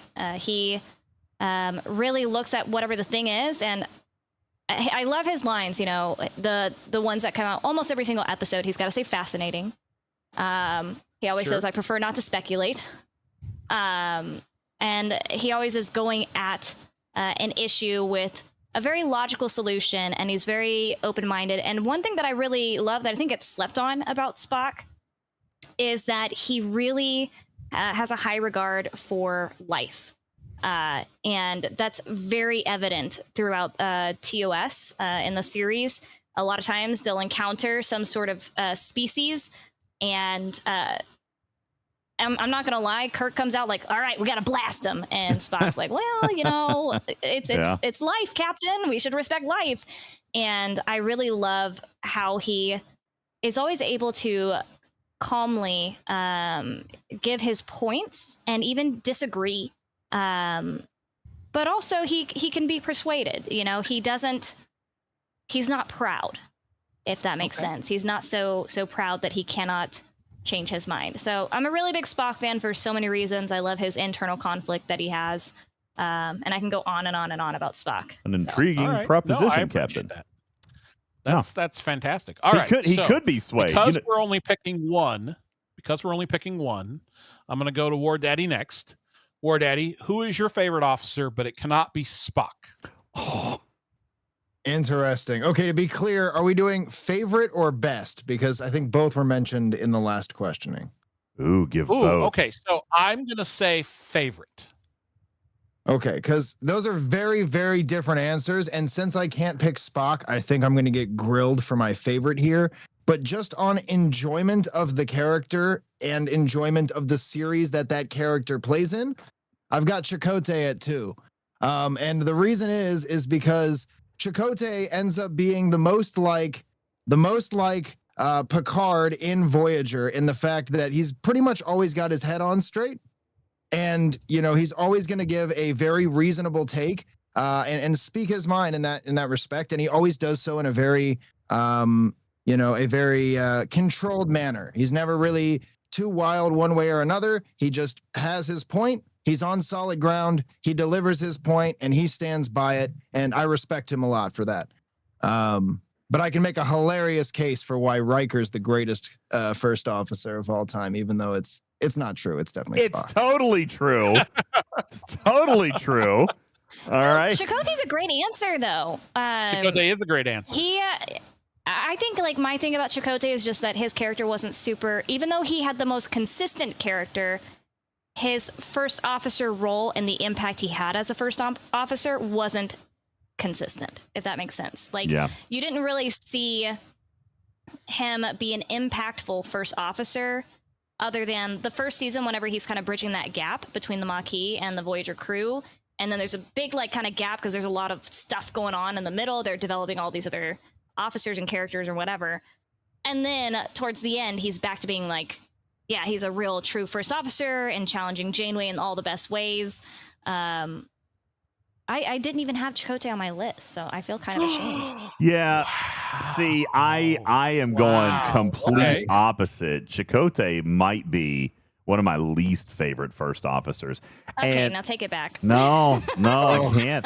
Here's the thing. Wrong. He was Wrong. he was fine, and he did an grab all the okay buzzers. job. Listen, he did an okay job at integrating the crew, but that was a common element for multiple years. This crew was at each other's throats. All right. You had the Maquis and you had the Federation, and they never got it together. Okay. They might have pretended to get it together, and then all of a sudden there was a Maquis insurrection. It just he never had control like a first officer should. And then I did not appreciate the liberties he took with Janeway. I guess that Janeway probably did appreciate that. She seemed like she appreciated that, but I felt like his approach to disagreeing with Janeway was never, I guess it just wouldn't have been my style. You know what I'm saying? Like, I never appreciated his tone of voice or his attitude when approaching the captaincy, especially when he couldn't even keep his own shit together. You know what I'm saying? So I don't know. And more than that, as you guys are mentioning, and this is not Chakotay's fault, but it is the character. It's the property's fault. But there was zero character development. The writer? There was I'm zero. I'm going to stick a writer on you. Zero character development of Chakotay, and then even more than that, when they did finally try to get him a story arc, it was cringe. His whole romanticism and his relationship with Seven of Nine was some of the worst character development that existed in that entire series. I just never really enjoyed Chakotay, despite the fact that Voyager was among my favorite favorite series. Okay, Chakotay was the one character that literally I just could have gone without. I didn't like it. He was better in Prodigy. I agree with that. He was much better in Prodigy than he ever was in Voyager. If I could make a list of my favorite shows, I will admit, at the risk of losing my invite, I liked Voyager. It would be near the bottom of my list, but I did like the way Chakotay evolved over 7 years. I did like how he was kind of in Janeway's face when he felt that she was. So see, I love 7 of 9. 7 of 9 is a fantastic character in Voyager. She's one of the best characters that show created. But I did feel that Chakotay, more than a lot of officers, was unafraid to voice their opinion. Like maybe he mutinied regularly. You're right, V'ger. He committed mutiny. He's the only first officer that actually committed mutiny. Come on, that's correct. So I would not have had Voyager high on my list, but I do agree that I think Chakotay is a very powerful first officer. So, okay, DJ, you hung your head after taking Spock and Chakotay off the list. I know. Who would you like to pick as your favorite that is not Spock and not Chakotay? That's got to be Riker. Riker was. I think Riker was the cowboy first officer. All right. And I think that's what I liked about him so much. He was always respectful of the captaincy. He did speak his mind, but in a different way than Chakotay would approach Janeway.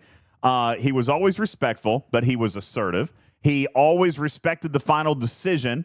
He never went around the captain's back. He never tried to further his own agenda anyway, and he would have fiercely defended Picard with his own life, and did so on multiple occasions.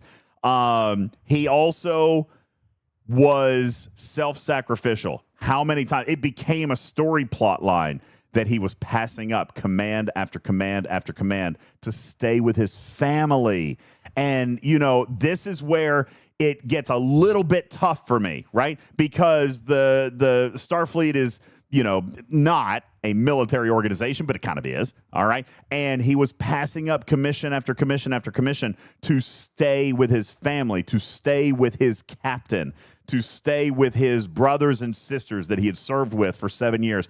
and longer in some cases because he had that loyalty to them.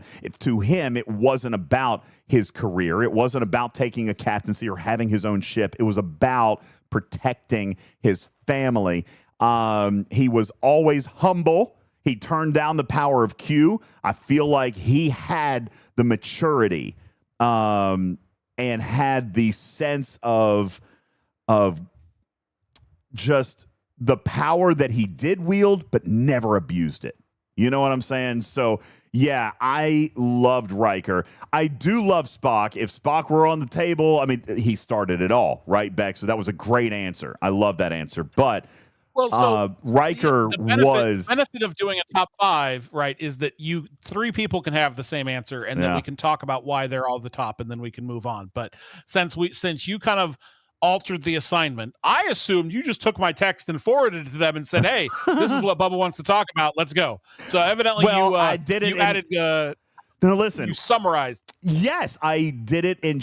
Listen, Beck and I communicate a lot, right? And when I send my big reports, like you communicate with me. Yeah, when I send my big report, she was like, "Dude, listen, I'm not even kidding you when I tell you." She'll say, "Run that through Chat GPT and then send it back to me."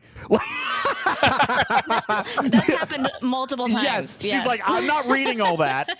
She was like, "I'm not reading all that. I don't have time to read all that." She says, "Put it in Chat GPT and then send it back to me again." So I communicate with Beck in short bursts. All right. So yes, it was summarized for content.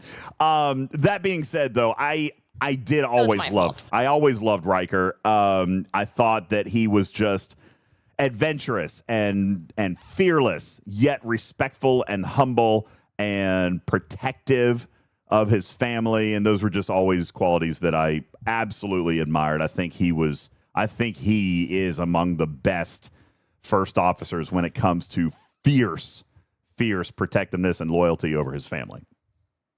All right, so all 4 of us have watched Next Generation. Most of our journey started with the Next Generation, and so I'm sure we all kind of have an opinion on who Riker was. So I'd like to kind of talk about that for a second, because I think that the Next Generation being a very popular show, lots of people are going to have opinions on the characters on that show. So since I've kind of leaned into Beck being first, I'm going to let War Daddy go first. What are your thoughts on Riker? Where would he have been in your hierarchy?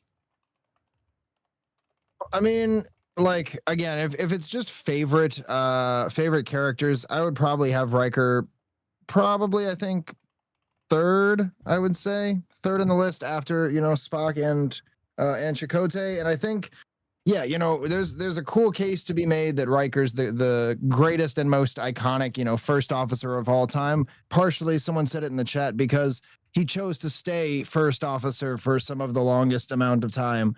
I mean, dude's got the career progression of like Harry Kim, same rate there. But I think Riker also has this weird dynamic where sometimes, he's portrayed as brilliant and he has these moments of like triumph, but they're few and far between, and they feel a little bit manufactured, right? With like, maybe the Riker maneuver, or like the Cole Rami outsmarting on whatever the busted up ship was. Like, those are some, shining moments of Riker, but most of the series, I think he ends up feeling just like the guy you have to put in charge when Picard's not there. And that's one of the knocks for me that hits him down a few steps. It's like, there's a number of times, Kirk is captured and you almost feel more confident with Spock being the captain, or like as confident that, he's going to get you through whatever it is that comes up. Riker, it's like, I think he can make it. I hope so. I hope he can pull through until Picard gets back. And so he comes in third for me. Riker beat the Borg. That's the whole plot. Yeah, that was the whole plot of Star Trek 6, is like, Kirk's like, yeah, I'm going to go over there. We're going to get captured. We're going to get thrown in prison, but Spock's going to come rescue us because he's Spock. Like, that's what he does. So I agree that when Kirk was getting captured, it was like, okay, well, obviously Spock's going to come to the rescue because that's what Spock is. But I agree with you. I think that Riker is a reinvention of Spock for sure. So Beck, what are your thoughts on Riker in general? I have similar thoughts. I coincidentally So I like Riker as a character, but I don't think I really love him as a first officer. Okay. Like I almost feel like I could see him more working with Worf and security or something, right? So that's kind of where I end up being. I feel one of the things I love about Riker is that there's this general respect about him all throughout Starfleet, and anybody that they come into contact with, they kind of just know who he is. He is able to act as kind of an ambassador pretty well in between different races, except for the ones that he tries to abduct and take away and save them. But we won't go Good there. for those ones. Good for those ones. Okay. But I don't know. I feel like I don't know how to explain Riker. There is no strong sense of him being the next in command to me, if that makes sense. It's Who else to me, would it I be? think, really great Boy Scout, but If it wasn't maybe not Riker, first who officer. else would it be? I mean, Data can fill all roles. So maybe Data to me. So that's a really interesting perspective. So for me, Riker's in my top 5 because TNG is my bread and butter, and I rewatch TNG regularly. And I wouldn't do that if I didn't love the characters. And if we were to rank, my favorite engineer and my favorite, helmsman and my favorite captain, like those characters would be near the top of those lists. But I think back in watching TNG, and there are multiple catastrophes or near catastrophes that happen because of Riker. So if we think about, like, He was a tricked cowboy, by man. Minuet. He was a He was cowboy, tricked baby. by a hologram. Like, okay. She was really True. hot. She was super hot. I mean, come on. Listen, So- you got to have a Not only brother's back. that- Mars episode. That's the Binars episode. Yeah. Then we have when Wesley Crusher comes back, and there's this virtual reality thing that everyone's addicted to that's brainwashing the entire crew. Who brought that back? Riker did. It was Like, a cool so- game, bro. Listen, we just having to have a little bit of fun. Let's throw back some Romulan ale and So do a little gambling. There he are was a multiple poker player. stories where Riker is like is a little too fast and loose with the rules, Love and it. it's just like the reason we almost get to some sort of I think catastrophe. Chef has a great point though, because when we see him later, I mean, whenever we see him in Picard, I liked him a lot in Picard. I really Sure. really liked him. I mean, he So- technically retired by that point, or no? He wasn't retired yet in Picard. No, he was not retired yet. Yeah. Well, So- by season 3, By he might season have been, 3 but he he was not in was. season 1. Yeah, season Yeah. 1, he was the fleet commander. He brought the fleet to save the new android planet. Yeah, so I enjoyed his character there. So maybe part of it was, as a first officer, maybe he was stifled in a sense. You know what I'm saying? Like maybe his character didn't have the room to really bloom and grow and have authority that we kind of feel with some of the other first officers. Okay. I'm down with all that. Okay, so I'm down with all that. I'm down with all that. So I think that we all think favorably of Riker, but it sounds like that DJ, if you were, you would have picked Spock, and Riker would have been a step below that. All right, I'm gonna pick a first officer that probably nobody thinks about. Had a number of speaking lines, and every single time I watch this first officer, it brings a tear or multiple tears to my eyes. Okay, So hold on. I want to my- guess. Okay, go ahead. Go ahead. Give one more hint, and let's see if we can guess. I think I'm No, already that's leaning. it. That's it. That's it. That's the it. only That's one what you're going to give. You want to guess? Do you want to guess? It brings a tear to Kira? your eye. No. It won't be Kira. She just made everybody mad. I would have maybe thought to Paul, but you don't like Enterprise. So I haven't Best seen Discovery, first so I can't speak officer. into that one. no, it's not Saru. Is it Saru? It's not Saru. George Kirk? Says the chat, Technically- but Burnham was a first officer for a while, right? true.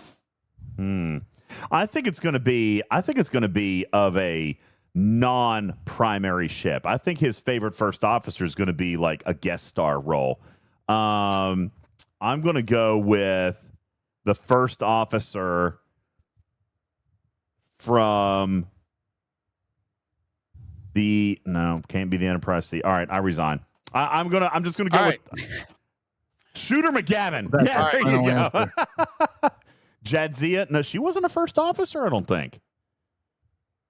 I don't know. I think technically she was first officer on the Defiant before Worf got there, or maybe not. Maybe it was always just Worf. Spoilers. Yeah, interesting. I'm sorry, Beck. I apologize. It's okay. I know Worf is coming. I know that. All right. Much. So the chat is very insightful. My favorite first officer is George Kirk. Oh, it is George Kirk. It is George Kirk. George Kirk steps up, saves the entire crew. His baby boy is being born on a shuttle that he's helping escape, sacrifices his life, does exactly what the first officer is supposed to do.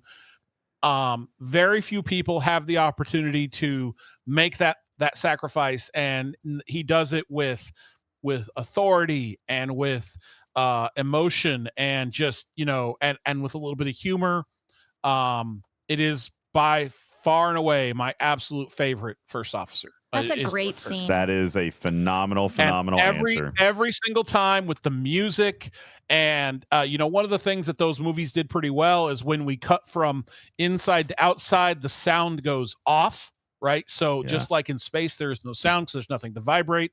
So that scene and that character, and granted, it's like 4 minutes, is my absolute favorite first officer, and I do cry every single time I see it. No, I can totally agree with that. He is the epitome of the selfless act.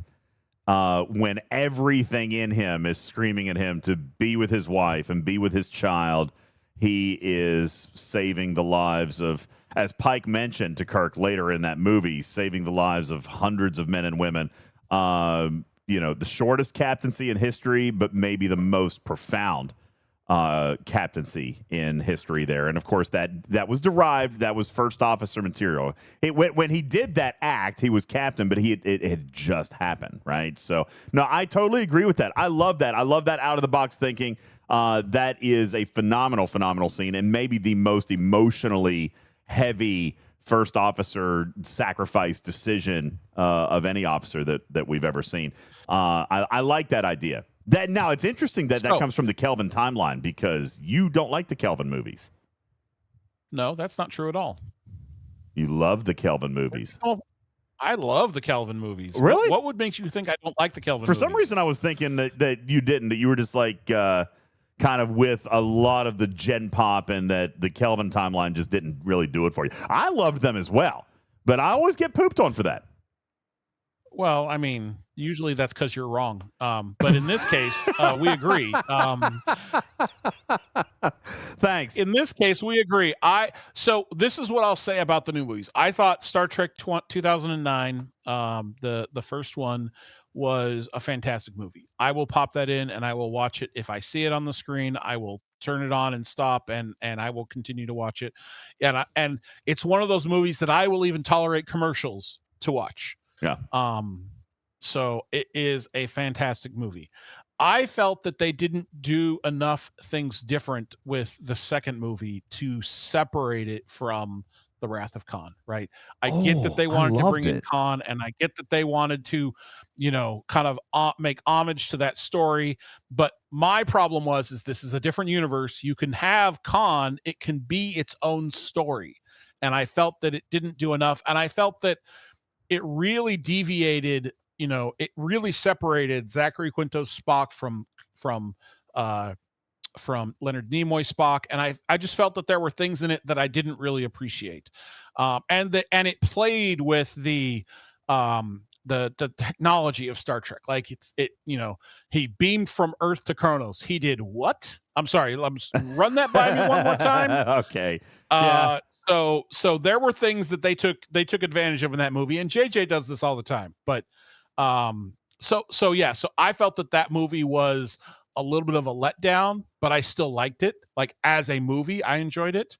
And then the third movie I enjoyed a lot better than people did. I loved watching, the Enterprise to be destroyed and having this unique take on an alien species and a fleet of ships that are basically suiciding themselves in a way to attack a threat, right? They're not just, it's not a single ship firing missiles. They are the missiles, and the swarm mentality and the swarm mindset. And I thought it was such a unique take on an enemy that the Federation was going to have to figure out a way to combat. So I really liked the third movie, even though people talked about it being, the Fast and the Furious Trek, right? Because it really leaned into that action movie so that it could get sales and get numbers, which is something that is kind of happening more and more. But it definitely, I liked that it was very different than things we'd seen in Trek otherwise. I think it sounds like I may have upset Beck. No, it's fine. Rebuttal, Miss Plants. Actually, you want to know a really, really silly, funny story? Always. Real quick. Always. Only because y'all know and love him. But Scoobs came out to Nashville with us, and our team that went to Nashville for the Star Trek convention, we're sitting and having lunch, I think at McAllister's or something, and I'm about to finish Voyager, which meant that I was getting ready to watch Picard. Because for those who don't know, I am watching every single piece of Star Trek media that's been released. Like, that's a thing that I am going through. And so I was getting ready to watch Picard. In fact, I don't know if I had just watched the Voyager finale or not. Chicago would remember, but anyway, we're all sitting there. And I don't remember how it came up, but Scoobs just spoils a huge piece of the plot line for Picard while I'm sitting there eating my chili. And I'm just like, and I don't have the heart to be like, hey, I haven't seen it yet, because obviously it's been out by that point, 3 years or something. And so it's fine. It's fine. So did I spoil Kelvin Universe? Have you not seen the Kelvin? I've seen the first 2 movies of it. Oh no! So I have not seen the third movie. The Enterprise blew up, and I went. Oh, I'm so sorry, Beck. The Enterprise so sorry. Totally ganked. It's fine. It's my own fault. Oh man. I guess I'm watching it tonight. War Daddy, what is the appropriate amount of time? This is an age-old question. What is the appropriate amount of time before it's not a spoiler anymore? I mean, I feel like 2 months at that point. You're a little too late. So, I've started watching TNG decades ago for this specific chat right now. Personally, I suggest you be more prepared next time. So. It's like 50. No, we're going on 60 years of Star Trek.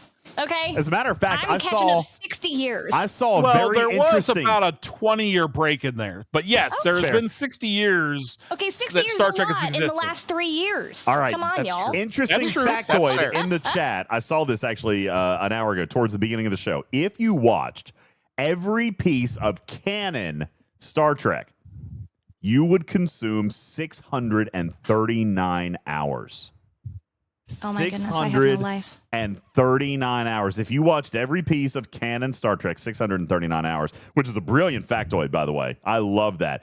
But also, wowzers. That's a lot of Trek, right? That's a lot of Trek if you're going to do a watch through. Now, how many of you guys have done more than one watch through? Oh, I have. I've watched Next Generation at least 6 or 7 times, start to finish. Yeah. I've watched Deep Space Nine at probably the same number. Voyager's only once, though. Enterprise is only once. Strange New Worlds, I've watched the first 2 seasons multiple times. But yeah, no, I watched multiple watch throughs. Annually, one of the Star Trek shows will be on my watch list each year. Yeah. There have been times when I would catch more than one, but every year there will be a Star Trek series that I will watch, that I will rewatch.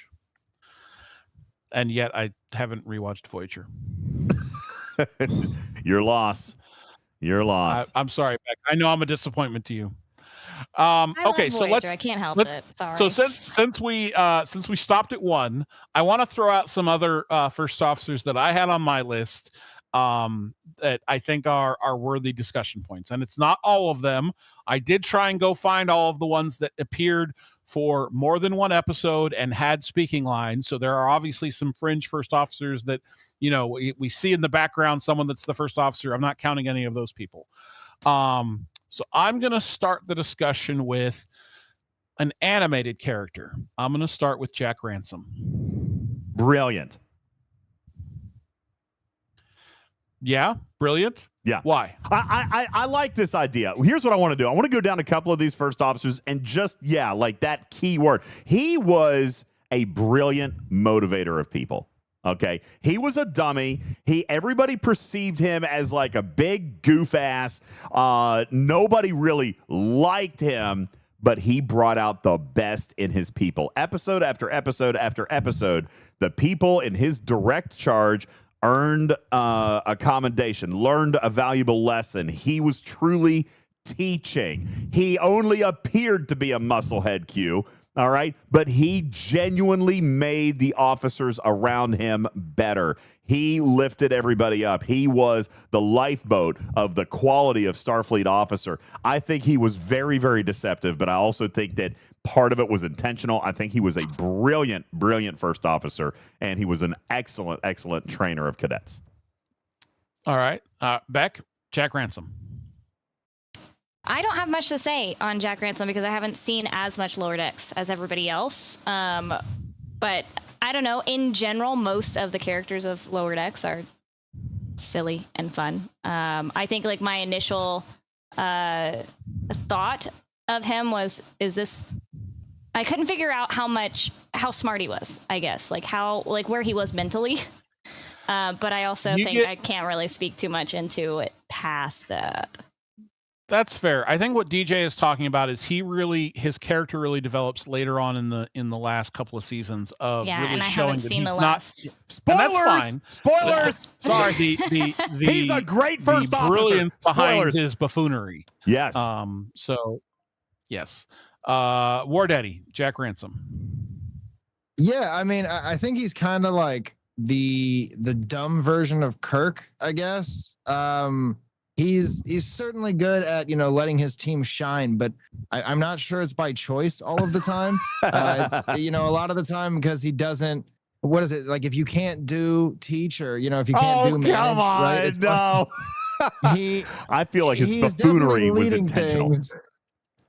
His buffoonery was his methodology, I think.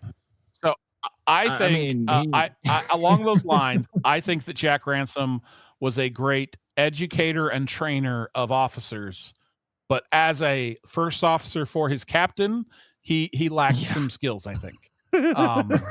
So I agree with DJ's point that he brought the most out of his lower decks, and he brought the most out of his officers, and he got the most out of the people.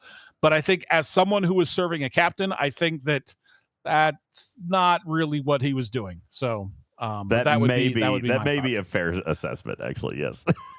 All right. So and Beck, you can pass if you would like, or you can tell us what you think right now with what you've seen. The next one I'm going to mention is Kira. Oh, I have opinions about Kira. All right, let's go. Now, at present, not really a fan of Kira.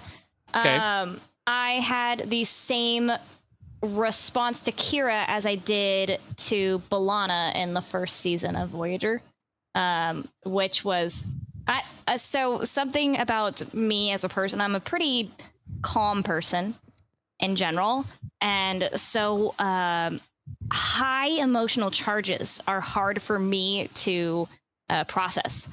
And from the second you meet Kira, she's just there's a lot of emotion right in your face, right there. Yep. And I know that I'm only in season 2, but I don't know. Even though she's not Starfleet, part of me really struggles with the fact that she doesn't just lean in and trust Sisko's judgment and direction. And that's really hard for me as well. I mean, she's constantly thinking about her own interests rather than the interests of perhaps more than what she can see.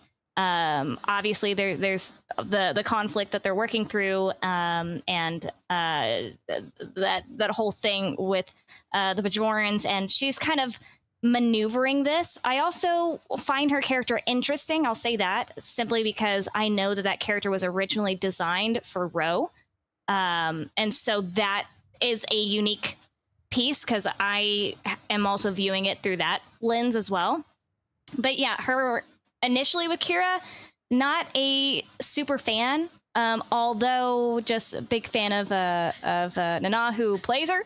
So it's one of those. So I'm looking forward to getting through more of Deep Space Nine and having more of an opinion. I don't know if that'll really change too much, but yeah, she's not my favorite.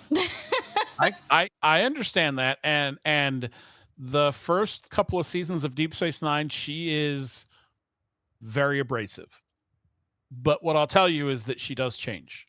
So we'll come back and have this discussion again afterwards. What do you want to say about Kira, DJ? Intendant Kira. Wow. That's it. All right, we're done. Moving on. We're not talking about Kira in leather. Oh. That's it. She was not the first officer. She was the top. She was the top of everything. Doesn't matter. She was not the first officer as Intendant Kira. Doesn't matter. War Daddy, Kira Nerys.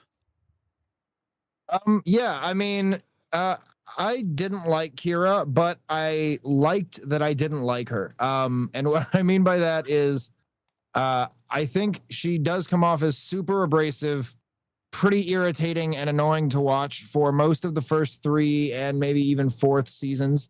But at the same time, like, it kind of sets the socio-political context for the entire series, right? She is the representative of Bajor, of Bajorans that we get to see on camera. And what she shows is that Bajorans are a strongly convicted people, right, that are very passionate about the things they believe in.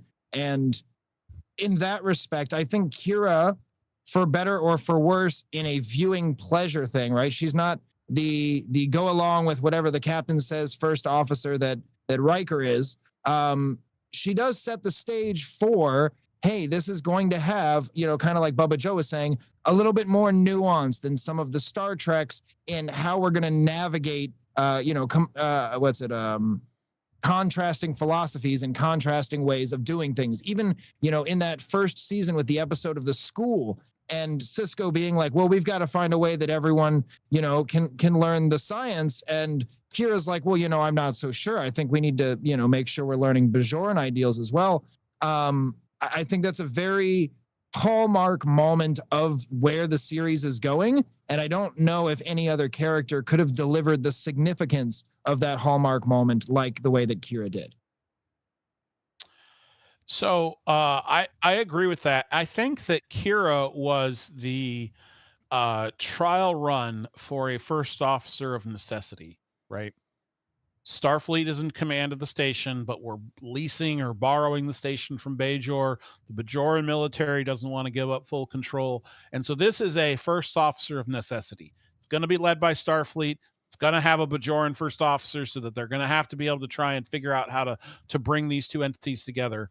And that took a lot longer to figure out than it did with Chakotay and Janeway. So I think that, I think that Chakotay doesn't do as well as first officer, or is not necessarily written as well, if they didn't first have the abrasiveness of Kira for as long as they did, because both stories had this first officer that was kind of thrust into the environment that you were going to have to live with. So I think that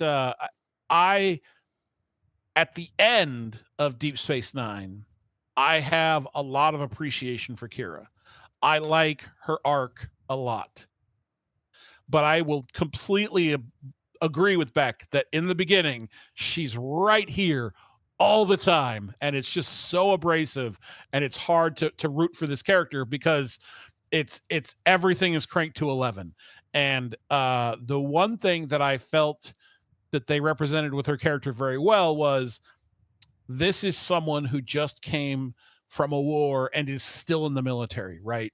And was fighting for their life and fighting for their freedom and stayed in the military. Wasn't one of those people that was recruited and now has gone back to be a farmer or gone back to be whatever, and is trying to navigate the as a military member, a guerrilla member, everything has to be 185%, right? And you can't stop and you can't sleep and you can't rest. Trying to evolve that character into someone who is a, you know, in many ways, a peacetime officer, that's not an easy transition to make. And I think they represented that well, but she is very abrasive in the series. Just like Chakotay. All right. So, I'm gonna say one more name. We're gonna go very quickly, and we are getting close to time, and it is way past Jeopardy. So, I'm gonna turn to a pumpkin Houston. We're already into final Jeopardy here. Okay, like we've missed the first 2 rounds. It's Star Trek cannot. Yes, I cannot make a list of Star Trek characters without listing this character, and thankfully, they get to fall into lots of our lists. So I will get to talk about this character a lot. And that character is Sylvia Tilly. Oh, she served as first officer of Discovery under Michael Burnham. So when I say Sylvia Tilly, I understand she was not maybe most known for being first officer, but that was a role that she served. So cute. What are your thoughts on Sylvia Tilly? She was so cute. Beck? My only knowledge and interaction of Tilly are in 2 forms: our game, and I did the Star Trek Discovery AR experience that was going around, the Sandbox VR experience, and Tilly guided me through an entire mission, and all she did was put me in harm's way. So that is my only thing with Tilly, is that she put me on a planet that was infested with some Klingon rebels or something. And I had to fight them off the entire time, and she just couldn't get the transporter to work, and she had to just wait till I fixed everything on the planet, and then she beamed me out finally. That was very nice of her that she did not end up saving you. So yeah, I saved myself, but wow. So I can't really say anything about that. I haven't seen Discovery yet. That one's a little bit further on my list in terms of watching. All right. Really? You haven't watched any of it? No, I haven't seen any of Discovery, actually. Oh, the most I know about Discovery is who Burnham is. And I've obviously met Doug and gotten a hug. So that's awesome. All I know. Right. So let me ask you just side question. Obviously, Star Trek Academy is a series in development that is going to be coming, I think, very soon. Like the next 12 to 15 months, we're going to see our first episode. Are you going to commit to getting through Discovery by the time that comes out? Because this would be aside from Strange New Worlds, this would be only your second series that you would actually, as a fan, get to watch in real time, right? You going to be ready for it? Yeah. Actually, so I mentioned I'm going through Deep Space Nine right now. I was supposed to be going through Discovery right now, but I switched it. Simply just because I wanted a little bit of a palate cleanser between I watched a few series that were really short seasons in a row. So I put Deep Space Nine instead. So I guess for anybody that wants to keep track of what I'm watching, I'm watching Deep Space Nine right now. Next is Discovery. And then after that is Enterprise, actually, for me. Okay. You'll like Enterprise. Right. Enterprise, underrated. That's what people say. So I'm looking forward to seeing it. But I mean, I know the theme song, so I'm halfway there, I guess. And I attended the Hoshi. You are somewhere knowing that theme song. Yeah, I attended the Hoshi trivia for fun on the cruise, and obviously I didn't know a single thing, but neither did anybody else. So I felt okay. I got to go to Linda Park's sushi making lesson, which was super cool. I got to make sushi with Hoshi. That was a lot of fun. I was only in there for a couple of minutes. I really didn't get to like make sushi. I was in there to like experience it and do a little bit of filmography and stuff. But that was super cool. I really enjoyed that experience. You know, when you're on the cruise and they offer some of those experiences, a lot of times I'm left feeling like they're still a little bit impersonal. You know what I'm saying? But Linda Parks was really, really cool. I actually really enjoyed her. She was phenomenal. She also did the ballerina class, the ballet class, not ballerina class, but the ballet class, which was also super, super phenomenal. She's a great human, by the way. I got to talk to her for like 3 minutes. I wish we saw more of her in the Star Trek universe and the Star Trek convention circuit and all that stuff. Linda Parks, very cool, very storied woman. Very interesting, fascinating, in fact. So anyway, yeah, All right. That's right, Brett. DJ. She's great. Yeah. 5 words or less, DJ. On. Sylvia Tilly. That's 1. All right. 2. As a first officer, no. Done. All right, moving on. Okay. Sorry. Fair. Continue. As a first officer, no. Continue. All right. You know what? The way you feel, Beck, about Kira is actually how I feel about Tilly in the beginning. I love her arc. I love who she becomes. I love how she grows into her role. But in the beginning, she was very whiny and very no confidence, and just I did not enjoy her in the very beginning. Now, I loved Killy. Because it was the opposite, right? Bold, powerful, just... Is this Mirror Universe, Tilly? Yes, this is Mirror Universe. Yeah. I loved her because of her confidence but yeah, in Ensign Tilly and leather pants. She was also gorgeous. Yes, Mary Wiseman, you're gorgeous. Okay, but as Ensign Tilly, I did not enjoy that character in the beginning. She had to grow into it. I love her arc and where she ended up, but in the beginning, I did not. And I should point out, she was first officer in that early stage when she really wasn't ready for it. Like when she didn't believe she was ready for it and she didn't think she could do it. And that was annoying to me because I feel like if you're going to be in charge of the starship, like, all right, big girl pants on. All right, it's time to go. It's time to get to work. And I never got that feeling from her when it mattered. I got that feeling in like the last season, you know, when she's at Starfleet headquarters, she was in charge. And I loved that about her. I never got that feeling from her on Discovery. Excuse me. Okay. Word Daddy. Yeah, I think like from a perspective of Star Trek often serves as a place for people to connect to characters and to really, like you were saying, kind of find their identity through different pieces of Star Trek characters. I think, Tilly being positioned as the high achiever with imposter syndrome who, overcomes her anxiety and is really able to do the thing is a cool story to relate to. In just viewing it, though, I guess I'm definitely tainted by the TNG era of Trek, but like I kind of look for Picard-esque characters in all of the leadership roles, right? Mm-hmm. Like just unshakable morality, direction, and confidence, and just handling of the situation. That's right. And Tilly ends up somewhere between like Neelix and Harry Kim in just overall demeanor, and it seems like how they're gonna tackle problems, just like almost not a shred of confidence until after. That worked. Oh, high five, everybody.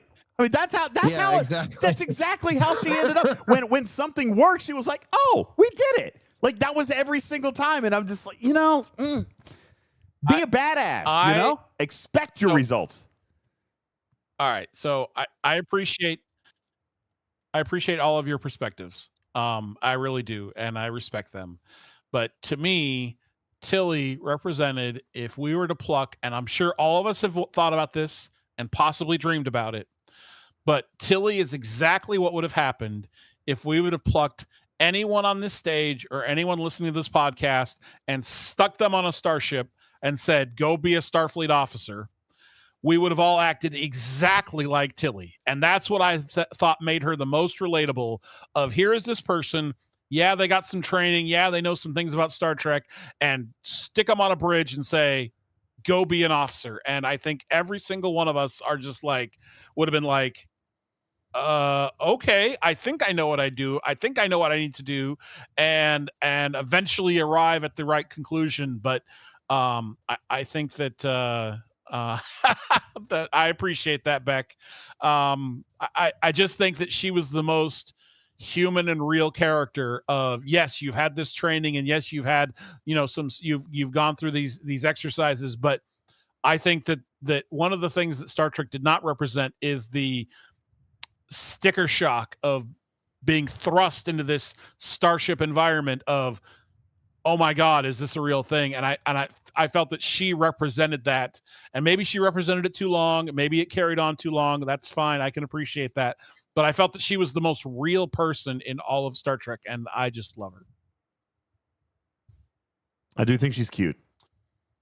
Like adorable cute. Oh, Tilly. All right. I think she's awesome. All right. And for the record, I am very, very much looking forward to the new series because, again, this is where she's found her niche, right? This is where she's in charge and has that real world experience and has commanded a star station or a star base and commanded Starfleet headquarters and commanded starships.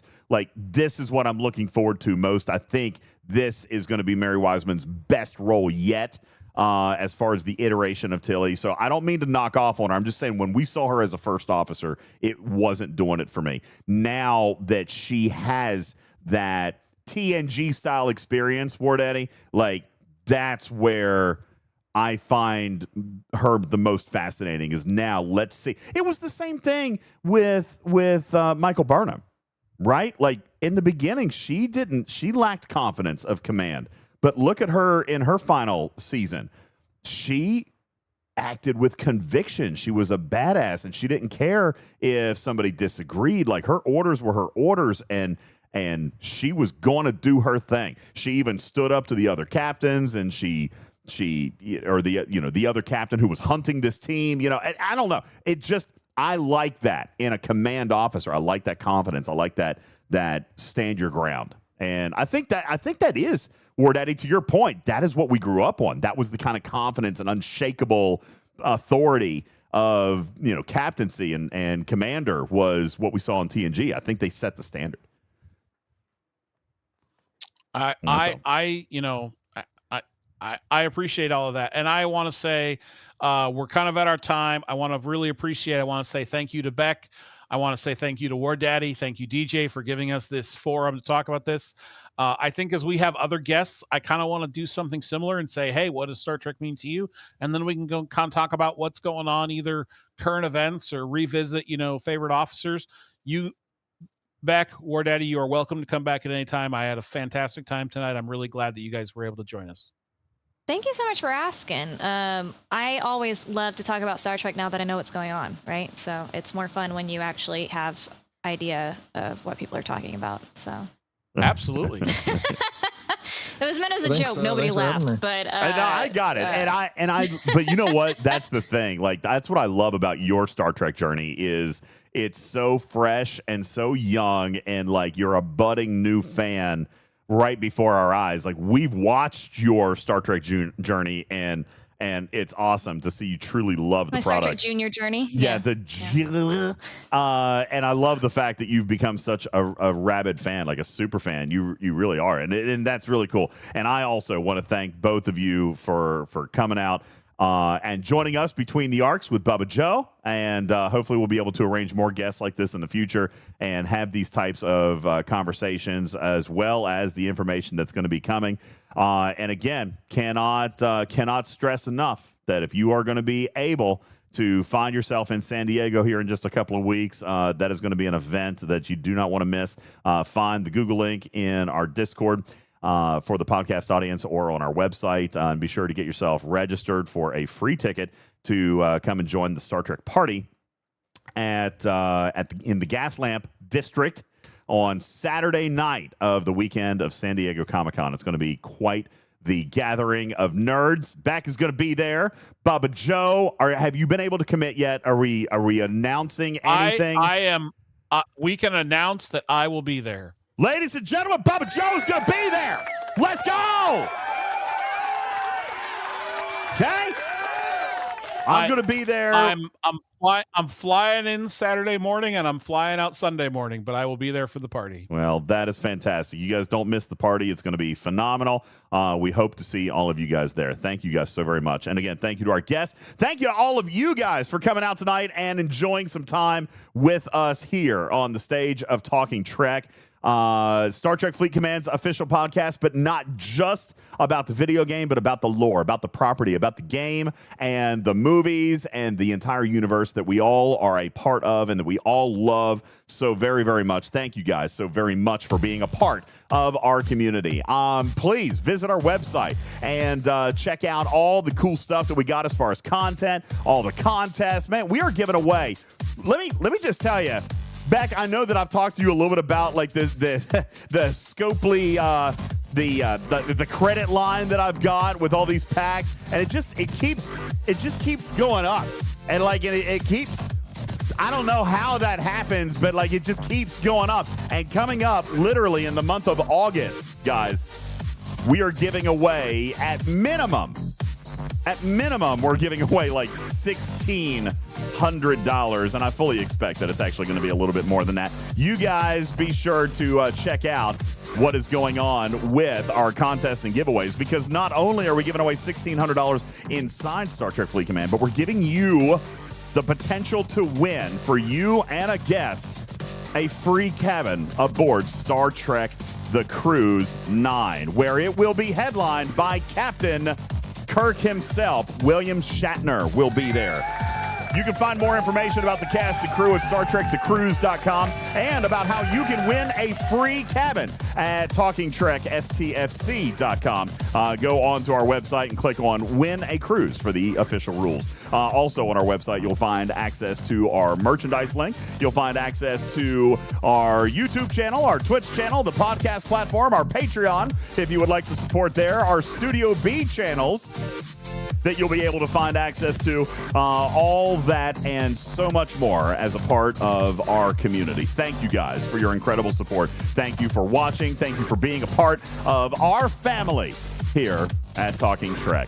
Bubba Joe, thank you so much for being here tonight, man. Always a pleasure. I cannot tell you enough how exciting it is to have you back on the show, man. I am so pleased. Thank you so very, very much. I look forward to seeing you back here in just a couple of weeks and some exciting stuff from San Diego. Oh, he already left. He's like, dude, Final Jeopardy ain't gonna play itself. All right. Guys, thank you so much. My name is UltimatDJz. I'm your friendly neighborhood cat person. Save me out for now. Love you, man. We'll catch you on the next one. Good night, everybody.